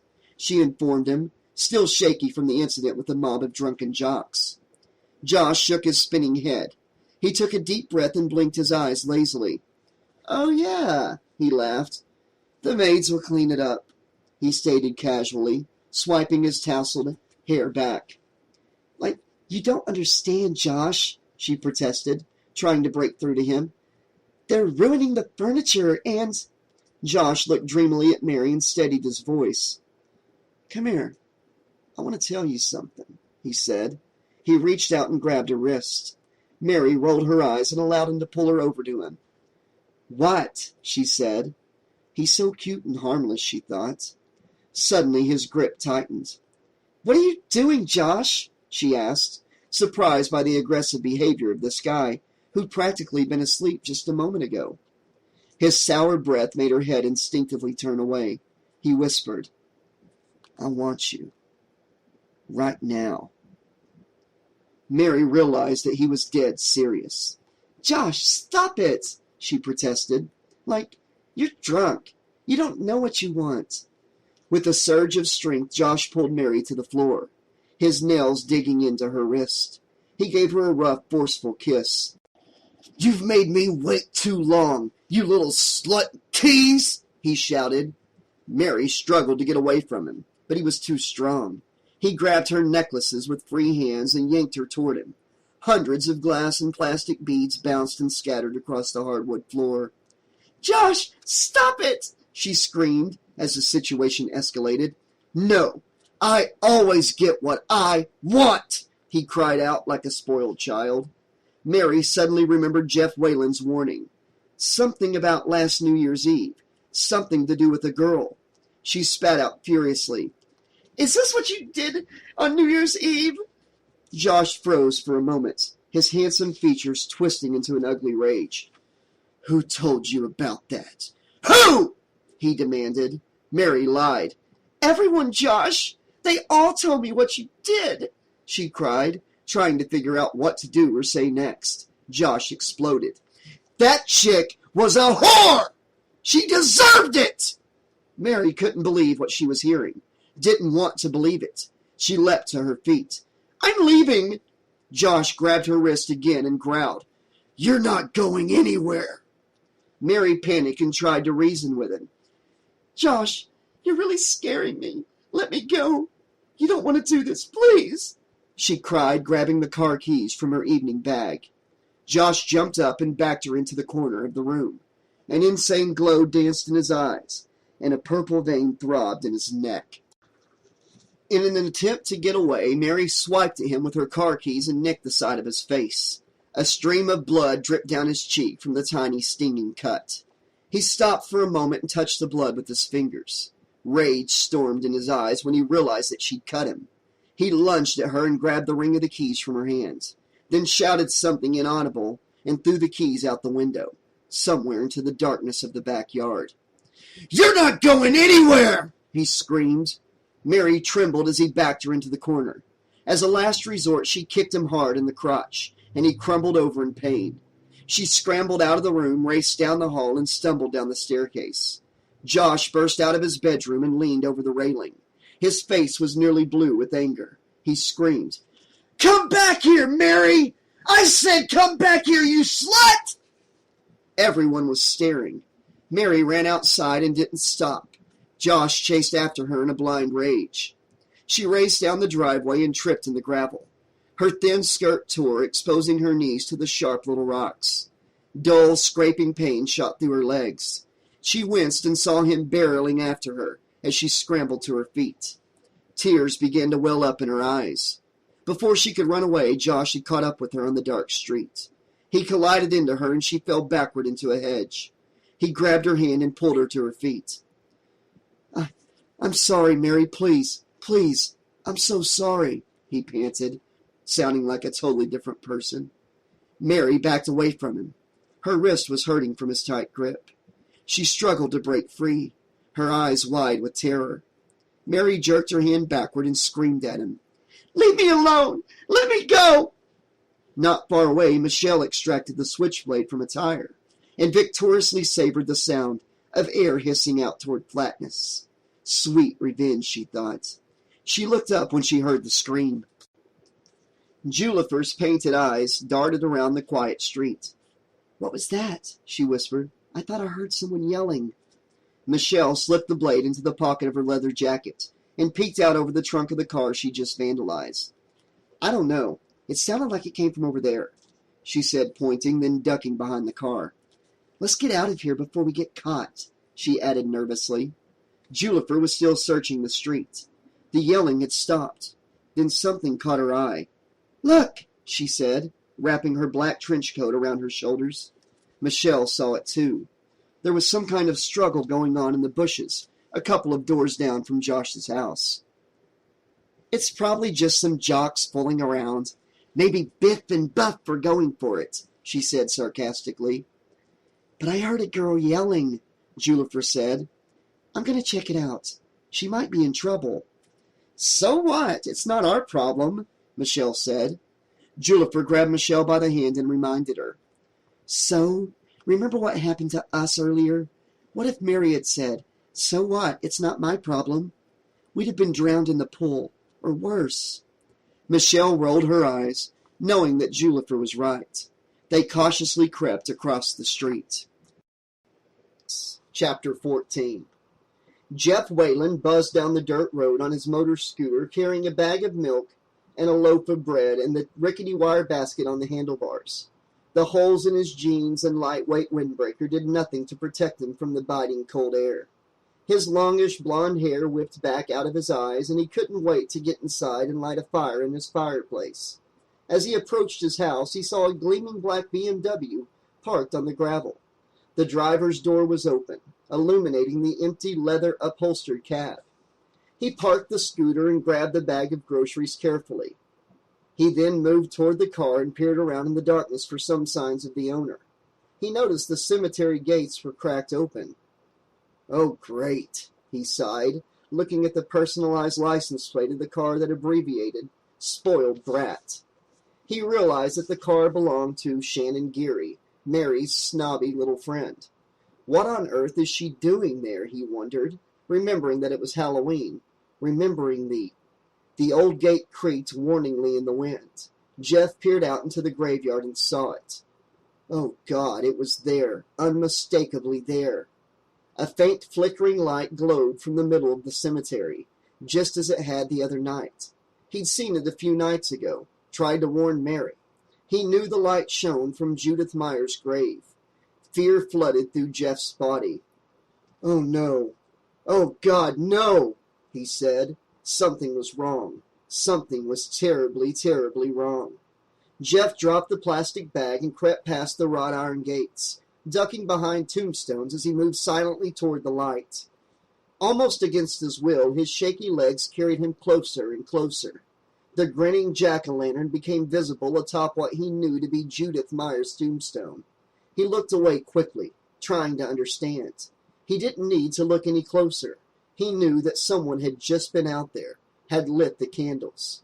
Jeff lunged behind a thick tree trunk a few yards away from the stone and tried to catch the breath that wheezed out of his mouth. Shock and terror ripped through his brain. Where was Shannon? Had she done this? Had Michael Myers been here? It didn't make sense. His mind tumbled with fear and confusion. He took a deep breath and forced himself to look at the tombstone, to look at the... Jeff gulped. Lumps on the ground. Jeff screamed out in horror as his numbed body stumbled backward in shock over what he'd just discovered. The thing he hadn't seen a moment ago. The limp bodies of Shannon Geary and Kimmy Harrison were slumped on either side of the tombstone. Two pairs of glassy, cold eyes stared lifelessly at him. Their blood-soaked clothing was barely visible in the dim, flickering candlelight. Even though his mind told him they were dead, he rushed over to the girls and ripped off his jacket. The blonde one was dead for sure. He knew instantly by the sickening pile of glistening intestines that spilled out from her body. But Shannon, oh God! He wrapped his jacket around her shoulders and tried to feel her pulse, some sign of life. Her body was still warm, but collapsed in a heap at his touch. She was dead too. Jeff sprang to his feet, knowing instantly what had happened to them. Who had done this? The name repeated over and over in his mind. Michael Myers. Michael Myers. The boogeyman. Be quiet. Get back to the house, he told himself. The tombstone became a blur and everything was spinning as he ran down the path through the cemetery. Don't look back. Jeff fished out his keys and burst through the door of his house. He picked up the phone to dial the police. The line was dead. Dead, just like the girls. In a panic, he burst out the door and jumped on the scooter. His body was numb with fear. He had to get help.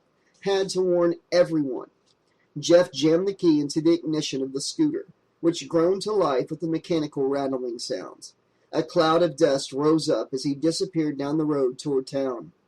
Jeff cranked the gas handle back as far as it would go.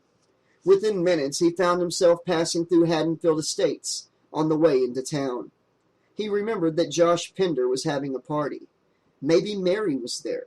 Everyone was there. It would only take another minute to drive by. Instinctively, he veered up the hill to the house. Mary would still be there, and safe, he hoped. Chapter 15. Josh grabbed Mary's wrist again and was drunkenly trying to apologize. He wouldn't let her go. Suddenly, his body was jerked backward toward the ground. He whipped around and snarled grotesquely like a wild animal at the two girls standing above him. Mary instinctively backed away from him and pulled herself up from the ground. She was too angry to cry, too humiliated to yell at him. She just wanted to leave. Michelle's steel-toed boot crushed into Josh's bare chest. "You slime bag!" she screamed. "You freaking slime bag!" "Stop it!" Mary screamed. "Let's just get out of here!" Josh spit on the ground and laughed meanly at the two punk girls. He turned and growled at Mary. "Are these your friends? I should have known!" He stood up and gave Mary a hard shove, knocking her to the ground. Jeff Wayland followed the caravan of parked cars leading up to the Pender estate. All was quiet on the street except for the buzz of his scooter. For a moment, the horrifying image of the dead girls was all he could see.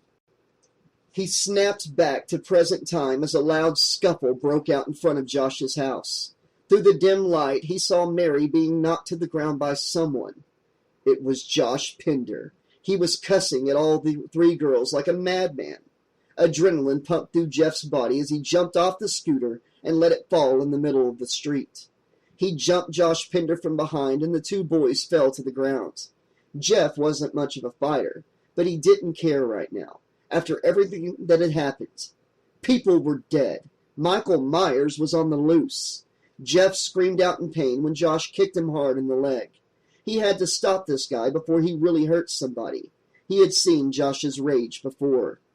Mary, Julifer, and Michelle backed away in shock as the boys became a blur of fists and violent blows. The three girls fled down the street.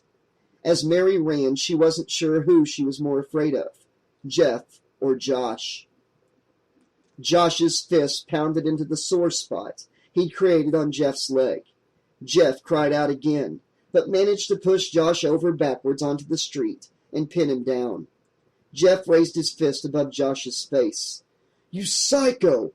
What the hell are you doing?" he screamed, his nostrils flaring with rage.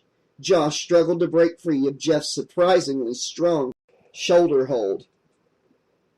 "Let me go! This is none of your goddamn business, you freak!" he growled. Then Jeff retorted, "Oh yeah? Well, it is my goddamn business when I see you attacking girls." Jeff crushed Josh's shoulders back against the ground. "Is this becoming a hobby of yours? How many other girls have you attacked? Huh? Remember the night at the cemetery? I'll never forget the girl who came pounding on my door. Her dress was half ripped off. You're the freak, Josh." Josh grunted. "I'm not the one who attacked Mary the other night, am I?" Jeff crunched his knee into Josh's bare chest and envisioned his knuckles knocking out Josh's dazzling white teeth. "Maybe it was you who was in her house," Josh said with a sneer, despite the pain that Jeff's weight was causing him. "Or maybe it was Michael Myers. Isn't he your best buddy?" he said. Jeff could barely contain his anger and had to force himself to hold back his clenched fist. "You're crazy, man," he shouted to Josh. Josh spat. "Maybe so, but that's our little secret." Josh suddenly relaxed and smiled as a string of football players jogged down the driveway toward the fight. He whispered, "You'd better run for your life now, freak boy." Josh suddenly turned on the emotion and screamed out to the jocks, "Help! Help me, you guys!" Outnumbered and knowing that the meathead jocks would take Josh's side, Jeff fled down the street. He didn't have time to pick up his scooter. He followed after the girls who were way down the block. Josh shook an accusing finger at Jeff and cracked out orders to the jocks like a drill sergeant. "Get him! God, crush him now!" Jeff glanced back and saw a battalion of football players led by Josh, all stumbling down the street after him. The pain stabbed through his leg as he ran with a limp toward Mary and the two punk girls. Mary spun around and saw Jeff Wayland being chased by Josh and the entire football team. "Oh my God!" she cried. The three girls rounded the corner by a clearing in the woods. Mary grabbed Julifer's pale fingers, which were coated with chipping black nail polish, and pulled her onto the dark forest. Michelle ducked behind a tree. Jeff had lost sight of the girls and knew that he could no longer outrun the jocks, but maybe he could outsmart them. They were closing in on him faster and faster as his body seemed to move in slow motion. He rounded the corner and slipped on the gravel. Michelle jumped out from behind the tree and pulled him back into the darkness. "Oh no," Mary whispered to Julifer, seeing Jeff Wayland being invited into their safe little haven. "Like, he's crazy too." "Shh," Julifer motioned. They all stood frozen in fright as the army of jocks ran past their dark hideaway and further down the road. After the jocks had run past them, Michelle giggled and started up a Looney Tunes impersonation. "There, which way did they go, George? Which way did they go?" "Be quiet," Mary hissed. She turned her back disgustedly on Jeff, who was staring at her through pain-racked eyes. When the jocks finally gave up their search and began to wander off, Jeff whispered hysterically, "Mary, your friends are dead. I found them in the graveyard. We've got to get a phone. Got to get help." What? She stammered, not believing what she'd just heard. Jeff slowly repeated himself. "Shannon and Kimmy. They're dead," he croaked.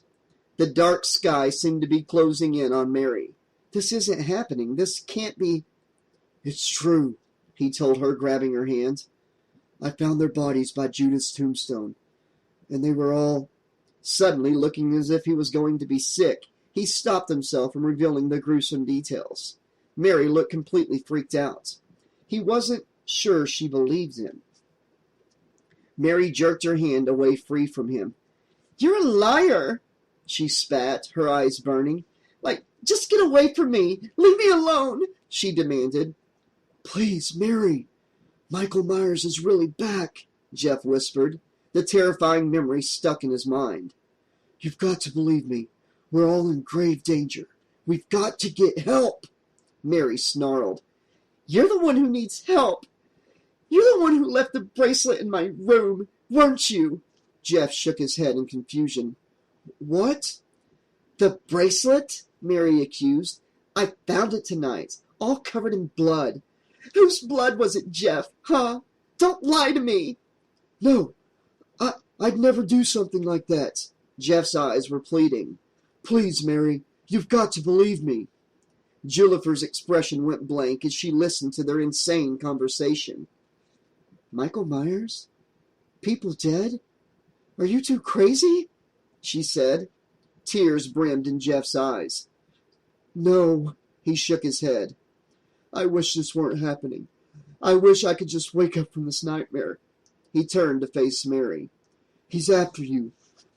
I know he is. He was in your room the other night. I saw someone go in your house, and I went in after him. And he knocked me out cold. Remember, Mary?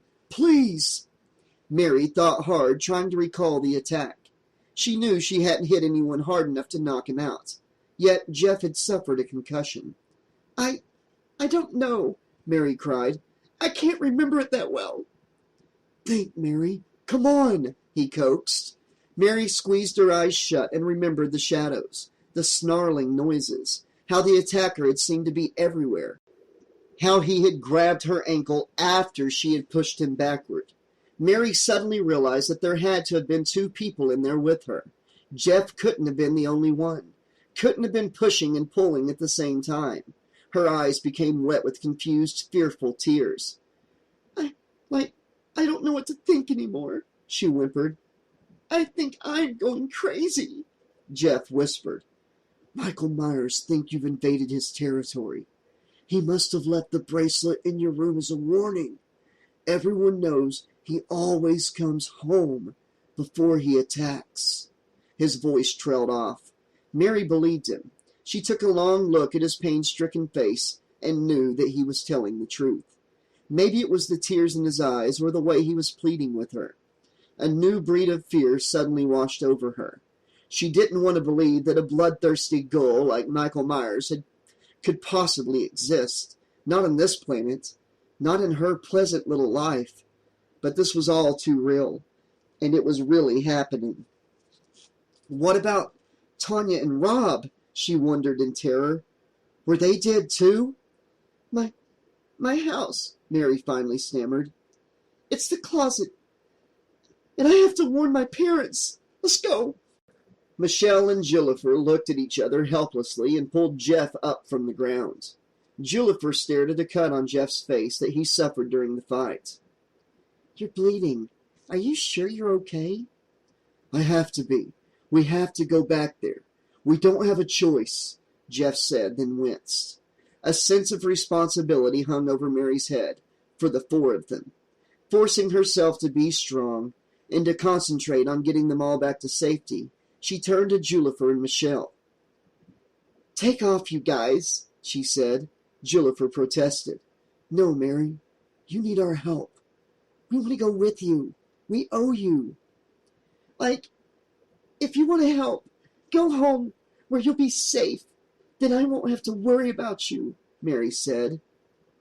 All right, but call us as soon as you... Just call us as soon as you can to let us know you're okay. And thanks for getting us out of that jam earlier, cousin. Mary watched the two girls disappear down the road, then looked at Jeff. Let's go. Jeff stumbled behind Mary down the road toward her house. Chapter 16. Mary and Jeff made their way down the isolated winding road toward her house. The trees in the thick forest swayed and blew in the gusty wind, as if beckoning them to turn back. The clouds broke up a little, and a gleaming full moon shone down from above. Dense carpets of plants and trees grew thickly on both sides of the road, so thickly that the lights of downtown Haddonfield were blocked out. There were no street lights on the little two-lane highway, which forced the group to travel cautiously on the dark shoulder of the road. It's just another half-mile, Mary said, looking back at Jeff, whose face was screwed up in a grimace of pain. Josh really must have heard him, she thought. He's out there somewhere, Jeff panted. We've got to hurry. Mary still didn't know what to think about Jeff Wayland and his wild story. Nonetheless, she wrapped an arm around his shoulder to help him hobble along. "Did you really find bodies in the cemetery?" she asked, not wanting to know the answer. Please tell me this is some kind of prank." "I wish it were," Jeff said, his heart pounding heavily. "But I'm not making this up. You've got to believe me. He's very alive, and he's back." Mary tried to concentrate on getting them back to her house safely, but she couldn't stop thinking about her friends. Her dead friends. Jeff continued. "He's out there somewhere, right now. We don't have much time. God only knows how many others he'll kill before he's stopped." Suddenly there was a crash in the woods not more than 20 yards away. Fear struck through Mary's heart and caused her aching legs to move even faster. "What was that?" Mary cried, pulling on Jeff's arm. Heavy footsteps crackled in the darkness. "I don't know," Jeff said, his voice betraying panic. "Just keep running." The footsteps got closer and closer to the road, and were now just a few paces behind them. "Keep running!" Mary's heart thudded rapidly with fear and exhaustion as her aching legs kept moving. She glanced over her shoulder. Suddenly, a loud crash in the woods filled the air. The footsteps stopped. Mary figured that whoever was chasing them had fallen down on the vine-tangled ground. They kept running. Mary could see her house just around the bend. Right before they crossed the street, the footsteps began crunching again on the leaf-covered ground. Except that now, the footsteps seemed heavier and faster than before. Mary suddenly thought of Michael Myers. The thought made her entire body feel numb. "Cross the street, Jeff!" she screamed. "Mary, wait! It's okay!" Jeff said, placing a hand on her arm. "It's only the neighbor's dog." Mary glanced back, saw that he was right, and sighed with relief. "Well, come on! We have to call the cops!" she said. Jeff tried to catch his breath as Mary struggled to unlock the door. After she finally got it open, she slumped against the wall and wearily pointed to the phone on the table. Jeff picked up the phone and dialed the police. He panted into the receiver. "This is Jeff Wayland. There's been a double murder. Please hurry. The bodies are in the Haddonfield Cemetery. I'll meet you there." Mary cautiously watched Jeff as he spoke into the phone. She was certain now that he wasn't the killer. After all, if he was, why would he have called the police? The killer. She still couldn't believe that her friends were dead. Jeff's call to the police confirmed her worst nightmare. He was not fooling around. Jeff told Mary, "Stay here and keep the doors locked. I'm going to the cemetery. I'll be back soon, or I'll send help to make sure you're okay." Mary nodded fearfully. "Can you make it to the cemetery in your condition?" "It's just a few more blocks," he panted. "Wait," Mary said. She opened a closet and pulled out a wooden baseball bat. "You might need this." Chapter 17. The police had already arrived at the cemetery by the time Jeff got there. Blue and red lights from 3 squad cars pulsed throughout the cemetery, and the yellow beams of flashlights shone eerily across the tombstones and ancient trees. When he reached the gate, Jeff instinctively turned away. He didn't know if he could handle seeing the dead bodies again. Jeff set the baseball bat down on the ground and took a deep breath as he stepped through the gates. Jeff approached a fat, balding police chief who was mopping his sweaty head with his sleeve. He tapped him on the shoulder. "I'm Jeff Wayland. I live right over there. I reported the murders." Seeing blood on the team's face, the chief looked suspiciously at him. "Where are the bodies, son?" he asked. "This way," Jeff said, panting and pointing. "In the middle of the cemetery." The chief and another officer, their guns drawn, followed Jeff's lead as he led them down the path of broken stepping stones into the darkness. The flickering light of the jack-o'-lantern was gone. Jeff figured that the gusty winds must have blown it out. Jeff approached the tombstone and squinted his eyes shut as he stepped in front of it. He didn't think he could stomach seeing the girls again. The horrible mess. "Right there," he directed, then quickly turned away. The officers crept forward and shone their flashlights on Judith's tombstone. The chief cringed at first, thinking he saw blood, but then realized that it was only hardened red wax that had dripped off the grinning mouth of the jack-o'-lantern. Jeff opened one eye and sucked in his breath. "They're gone," he cried. The bodies are gone." The chief grabbed Jeff's shoulder roughly. "Is this your idea of a prank, boy?" Jeff stammered. No. They were right there. 2 girls." He wondered if Kimmy and Shannon had played a trick on him, if they'd just been pretending to be dead. No, he thought, remembering their eyes and the horrible mess. He was sure they had been dead. Jeff spun around in panic and confusion. The chief tightened his grip. "What did you say your name was, boy?" he questioned sharply. "Jeff Whalen, sir." He gulped. Where were the bodies, he wondered. The deputy stared hard at Jeff through slitted eyes. "Say, you're the kid we picked up at the old Myers place a few days ago. You attacked a girl." But you let me go, remember? There were no fingerprints," Jeff reminded him. The chief poked his meaty finger into Jeff's chest. "Maybe you own a pair of gloves," he said. Another officer shouted from below the next row of crumbling tombstones, and then appeared carrying something in his arms. "We found this, Chief, over there," he shouted. The officer held up a blood-soaked jacket. Fear flooded through Jeff's body. It was his jacket, the one he'd draped around the dead girl's shoulders, and it was dripping with sticky red blood. The officer pulled out a wallet from the jacket pocket. "Oh no," Jeff thought, panicking. "When they find my ID, they wouldn't understand." He had to get back to Mary. Without thinking, Jeff bolted away from the police. "Stop him!" the chief bellowed. "Mary, I've got to get to Mary," Jeff thought, "if it's not too late." Chapter 18. The old grandfather clock ticked the seconds away as Mary nervously peered out the front window from behind the curtains. Where was Jeff? Where was the help he'd promised to send? Mary felt like sobbing, like giving up. This had been the worst night of her life. Mary forced herself to be strong. Everything will be okay, she told herself. She was repulsed by her dirty skin. Right now, all she wanted to do was get out of her costume and take a shower. If she could only wash the memories of this horrible night down the drain with the dirt. She went upstairs and washed her face with cold water and a bar of tangerine-scented soap. The cleansing suds felt refreshing as she scrubbed away the remnants of her Halloween makeup. She yanked off her gold coin earrings and threw them to the tiled floor in disgust. She looked at her reflection and barely recognized herself. It was as if she were staring at a stranger, some girl with a really screwed-up life. Everything seemed to be spinning. Nothing made any sense. She choked back a sob and went into her room to get some clean clothes. As Mary pulled open her dresser drawer, she caught a glimpse of something outside. A dark shape moved across her lawn and disappeared beneath the porch. But it was too dark and had been too quick a glimpse to allow her to make out the person's face. Mary silently prayed that it was Jeff. Funny, she thought. Why hasn't he rang the bell yet, or knocked on the front door? Panic flooded through Mary's body again a moment later. She remembered that Jeff had been limping earlier from the wounds. The person outside had not been limping. Mary's heart raced as she forced herself to look out the window.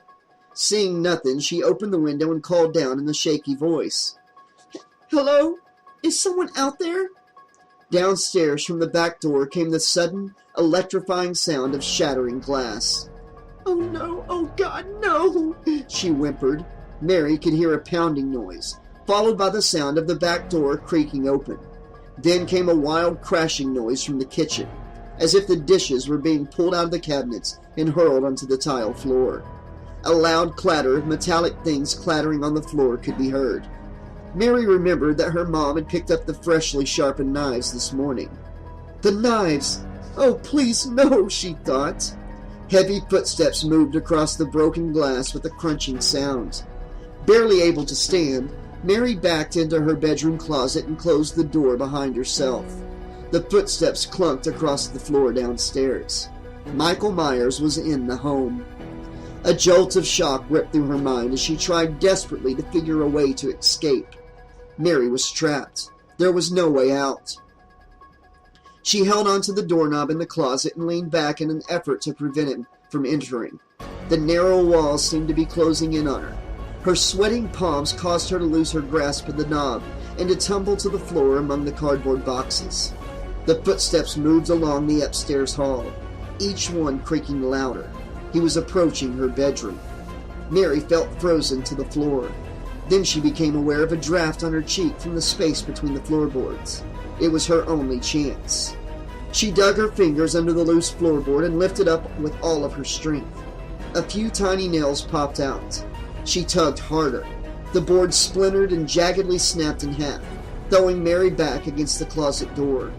The space was just barely big enough to enter. She looked down but could see only black space below.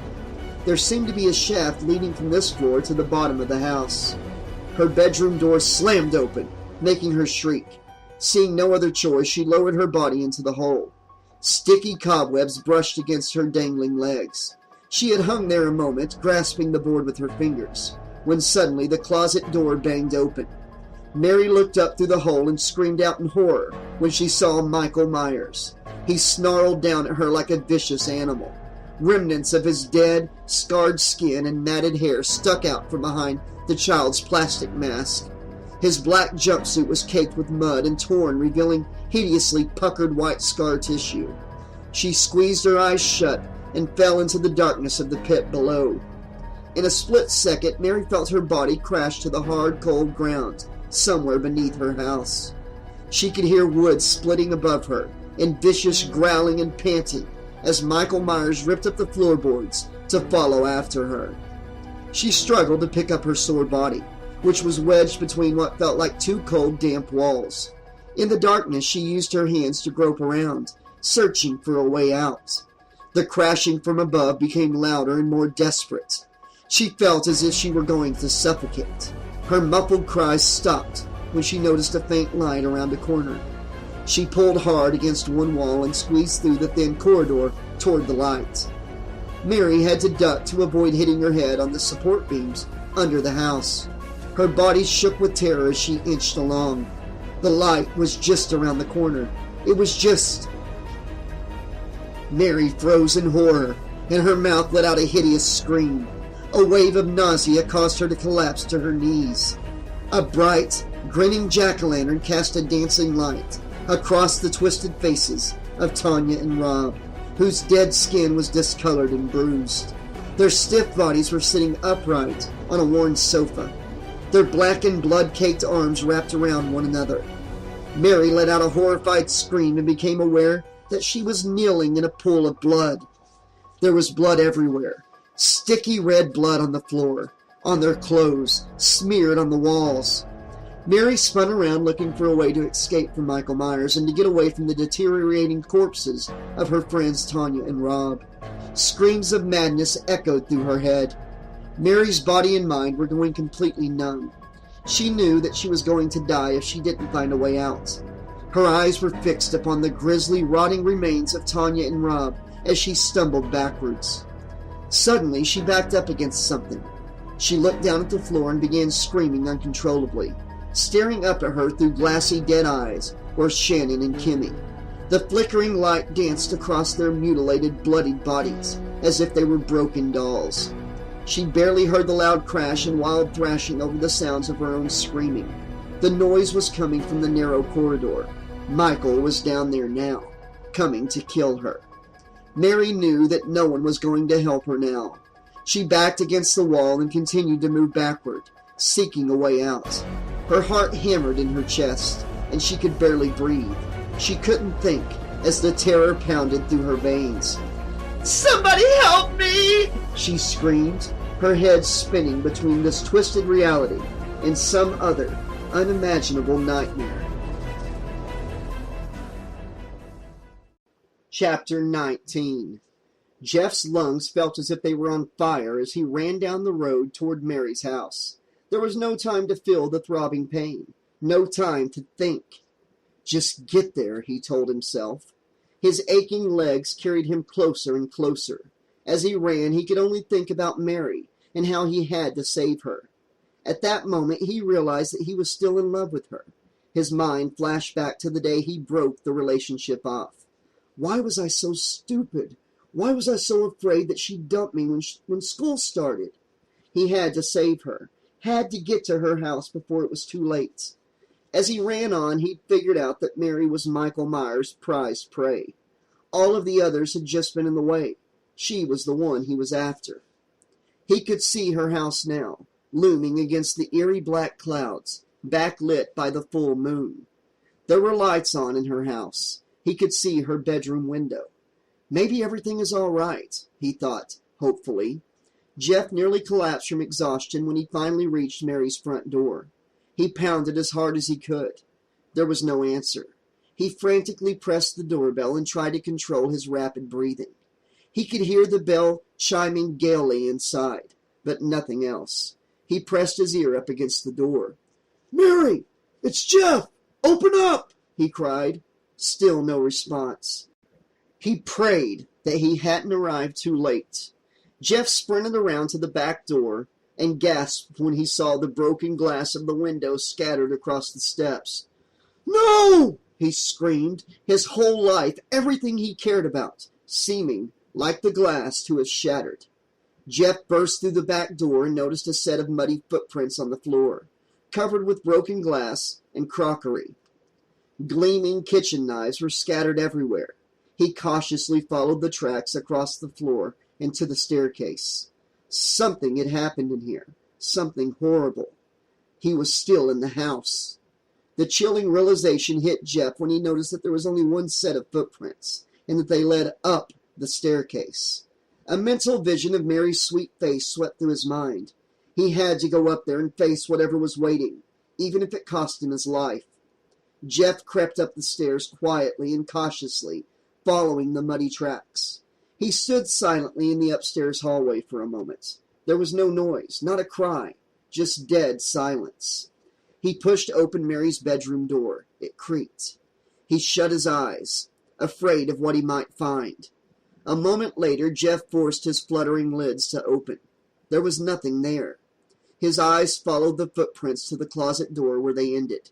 His hands were trembling as he reached out to open the closet door. There was nothing in the closet. Nothing but a bunch of old cardboard boxes and clothing strewn all over the floor. It was obvious that there had been an attack, a struggle. But where was Mary? He screamed out, "Mary! Mary!" Jeff stumbled downstairs and spun around, trying to figure out what had happened. Then he heard a noise like a scream. He forced himself to stand still and silent as he tried to detect where the cry had come from. There! He'd heard it again. It was coming from outside somewhere. Jeff unlocked the front door and bolted through the entryway. Where was she? Jeff whirled around in the darkness, listening for the scream again. "Mary! Where are you?" he cried out into the night. Chapter 20. Under the house, Mary backed out of the Chamber of Horrors, away from the dead bodies of her friends. She was close to being pushed over the edge of sanity. She felt as if her world was closing in on her, as if her young life was coming to a horrible end. She knew that she would never forget what she'd seen tonight, that the horrible images had settled permanently in her mind. She'd never be the same again, if she lived. "Fight back! You've got to stay alive!" a voice told her inside. Michael Myers crunched across the dirt floor toward her. She could hear his snarl just around the corner. She could hardly see through the tears that streamed out of her eyes. She suddenly felt lightheaded, as if she were in a dream. "Find a weapon," she told herself, suddenly snapped back into reality by her stalker's vicious growling. Mary felt around on the ground, picked up a potato-sized rock, and grasped it in her sweating palm. Just as she was thinking that a rock wouldn't do her any good, his face, shrouded in that sickening white mask, appeared staring at her. He hunched down and stepped closer, breathing deeply, a dry, rotting sound that made Mary's skin crawl. The heat of his heated breath was just feet away. Suddenly, his body lunged toward her. Mary screamed and jumped back a few feet. Her body shook with hysteria. She was backed up against the cold wall. In a blur of motion, Michael Myers jumped forward again. Mary screamed and dodged to the side just as he crashed violently into the far wall, exactly where she'd been standing. Mary dropped the rock when she spotted a 2x4 on the ground. She grabbed the heavy board in a shaking hand, and was stunned by the sharp pain that suddenly riveted through her palm. She whimpered and let go of the board. A rusty nail protruded from the end of the wood. Quickly, she picked it up again and swung it around, holding the nail side outward. Michael Myers leapt at her. Using all her strength, she aimed the board at his rotting face, then swung it. With a thickening thwack, the nail sunk into his mask and pinned the board to his forehead. Mary held her breath as a trickle of blood seeped down the plastic mask between the eye holes. He staggered backward. Mary crouched down and ran through the darkness without looking back. "Oh, God, please help me get out of here alive," she told herself. Chapter 21. Jeff stared up at the moon from Mary's front lawn. Where was she? Then he heard her scream again. It was muffled and sounded very far away. He took a few steps toward the house. He heard it again, and this time realized that it was coming from below her house. Jeff remembered that there was a large gap between the house and the ground on the side of it. He crawled into the gap a couple of times when he and his father were working on the plumbing last summer. He had to hurry. As Jeff ran toward the door, he saw Mary's horrified face pressed up against a screened air vent under the house. She was clawing at the metal wire and screaming hysterically. "Help me!" she screamed at Jeff. "He's going to kill me!" The hair on the back of his neck stood on end as he listened to her screaming. He'd never heard anyone scream like that. Jeff shouted back, "I'll be right there! Try to fight him off!" Around the side of the house, Jeff dug at the ground, making a hole large enough for him to crawl through again. Jeff noticed smears of blood and bits of hair and flesh stuck to the frame of the house, which made him reel with nausea. He fought it off, then jumped forward and said a prayer as he entered the gaping hole under the home. Jeff followed Mary's screams through the darkness under the home. The pungent odor of rotten death wafted through the damp crawl space. A sharp pang of terror stabbed through his body when he stumbled across the 4 dead bodies, their faces twisted in hideous, horrified masks of death. He instantly recognized the 2 girls from the cemetery. Their faces and bodies were gashed, and their clothing was soaked in fresh blood. The others had been dead for several days, he estimated, by their severely discolored skin and the sickening smell. "Oh, God," he whispered, forcing himself not to scream. Jeff's throat tightened, and he made himself turn away from the corpses. Somehow his rubbery legs carried him toward Mary. At last he saw her. She was whimpering and still clawing at the tiny screened window. Blood dripped from her raw fingers as she tried to pry the wire mesh out of its cement frame. From out of the shadows, Michael Myers stumbled toward Mary. The filthy, withering flesh of his hand gripped a gleaming butcher knife. "Mary!" Jeff screamed. "Look out!" Jeff's voice having caused her to whip around, she saw that Michael Myers was now just a few feet behind her. She screamed and ducked out of the path of the descending knife. Mary ran to Jeff, and Michael Myers came at them. Jeff ordered her, "Go that way! There's an opening! Run! Run!" Jeff found himself alone with Michael Myers, who was moving toward him. His pasty, rippled skin seemed to glow in the dark. His burning black eyes radiated pure evil. Jeff frantically looked around for something, anything to use as a weapon, but there was nothing but dirt and small rocks. As he backed up, he clunked his skull against something hard on the low ceiling. The rusted plumbing pipe. He and his dad were planning to replace it next weekend. If he could only break a section free. Jeff grabbed onto the middle of a fat pipe and ripped at the part that ran beneath the floor of the home. Using all his strength, he grunted and pulled a long section loose. A hard stream of water burst into his eyes. Jeff screamed from the pain as he grasped the metal pipe in his hands. Michael Myers lunged forward, and Jeff closed his eyes and held out the piece of pipe, its edges sticking out in sharp shards of rusted metal. The weight and force of Michael Myers' own body caused the pipe to drive itself into the center of his chest.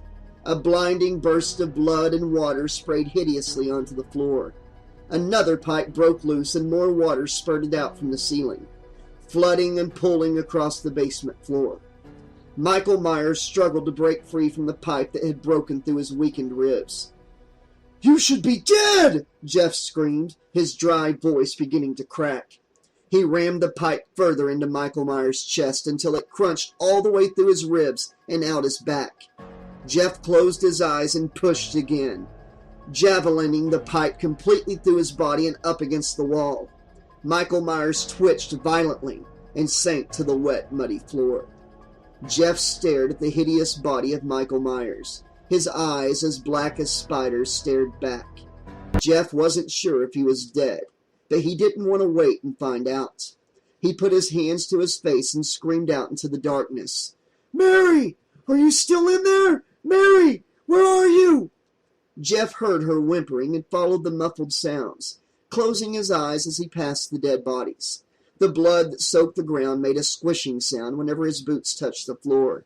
He fought another wave of nausea as he smelled the strong, rotten death smell that hung in the thick, damp air.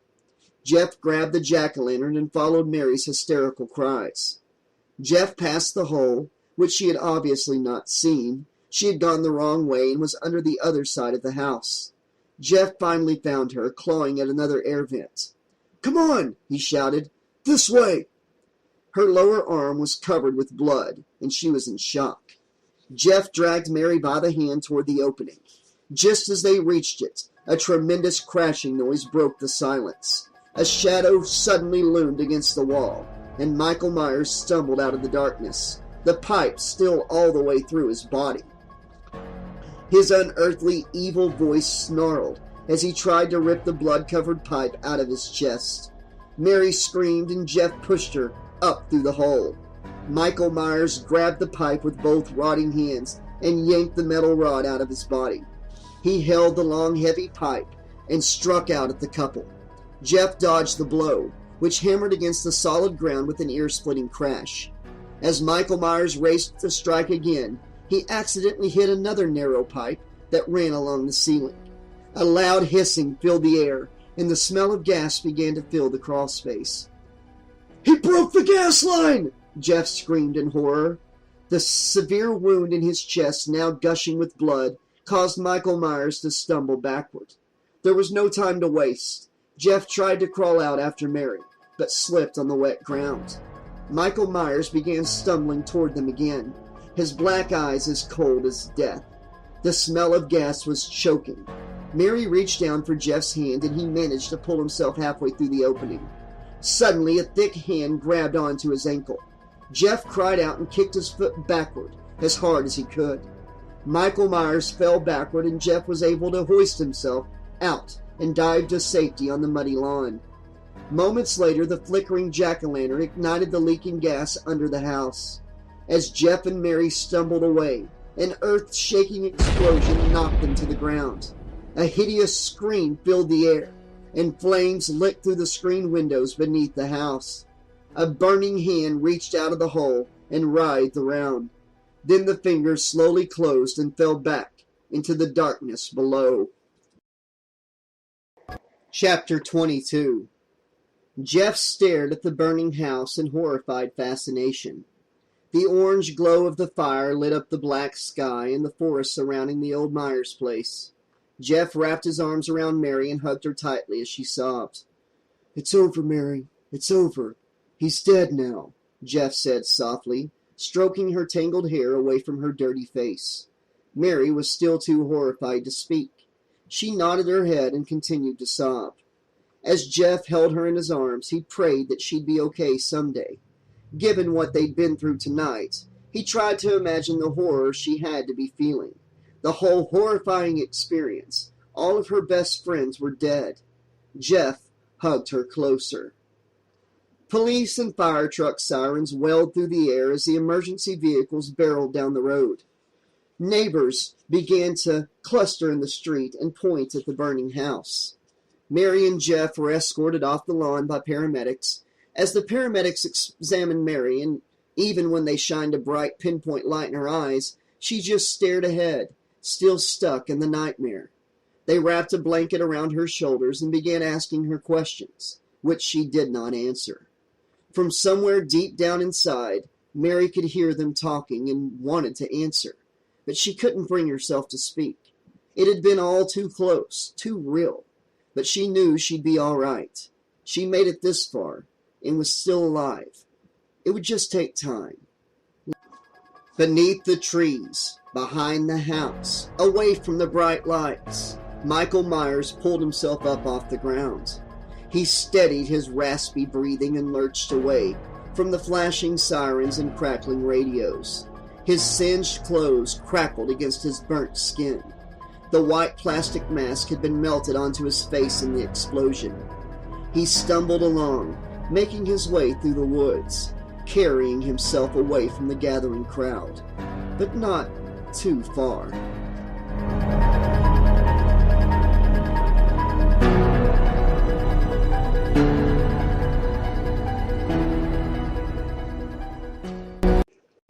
Hey everybody, this is the 80s slasher librarian Josh LaRue. I hope you've enjoyed the complete audiobook of Halloween the Old Myers Place. Originally, this novel was uploaded in parts like I do on this channel. If you're new to this channel, I'm going to put all of my completed audiobooks in full form like this one, because what we usually do on this channel is I will start a book and do 2 to 3 chapters a day, a few days a week until a book's complete, and then move on to the next one. But I know some people come into the channel late after a book's already been done, and you might not want to have to watch, 7 or 8 different videos with their own intros, their own outros. So go ahead and check out my channel. I'm going to be putting up these complete books of all the books I've done into one file, so you don't have to go through all those intros and outros if you don't want to. But also, if you are new to the channel listening now, be sure to click the notification bell, and you'll be notified every time I upload a few new chapters to a new book, and you can follow that one daily until it's complete. Thank you for listening. I really enjoyed narrating this book, and I thought overall for a young adult novel, Kelly O'Rourke did a really good job on it. My biggest complaint at the end of it was that Josh Pender didn't meet his demise. And if you go back and listen to my final upload of this, whenever I was doing a few chapters at a time, I explained in that conclusion that, in my mind, I just pictured that Michael Myers left the burning place, and on his way to recoup, he came across Josh Pender's party and just went ahead and killed Josh Pender and all the football jocks, hung them up by their innards, whatever. Josh Pender deserved a Michael Myers death, in my opinion, but the book didn't give him one, so I just used my imagination and say that's what happened to him. Michael Myers got Josh Pender after Michael left the explosion. Alright, yeah. Welcome to the channel. As I said, I hope you enjoyed the book, and I hope to see you around more. Drop me a comment in the comment section. I love to hear from subscribers, because I am a fan of these books, and I know you guys are, and this is my way of sharing my collection with all of you. And I'm a fan just like you, so I love talking about these iconic horror slasher icons. Alright. This has been your friendly neighborhood 80s slasher librarian saying thanks for listening and welcome to the library. I didn't know I had permission to murder and to maim. You want it darker? We kill the flame.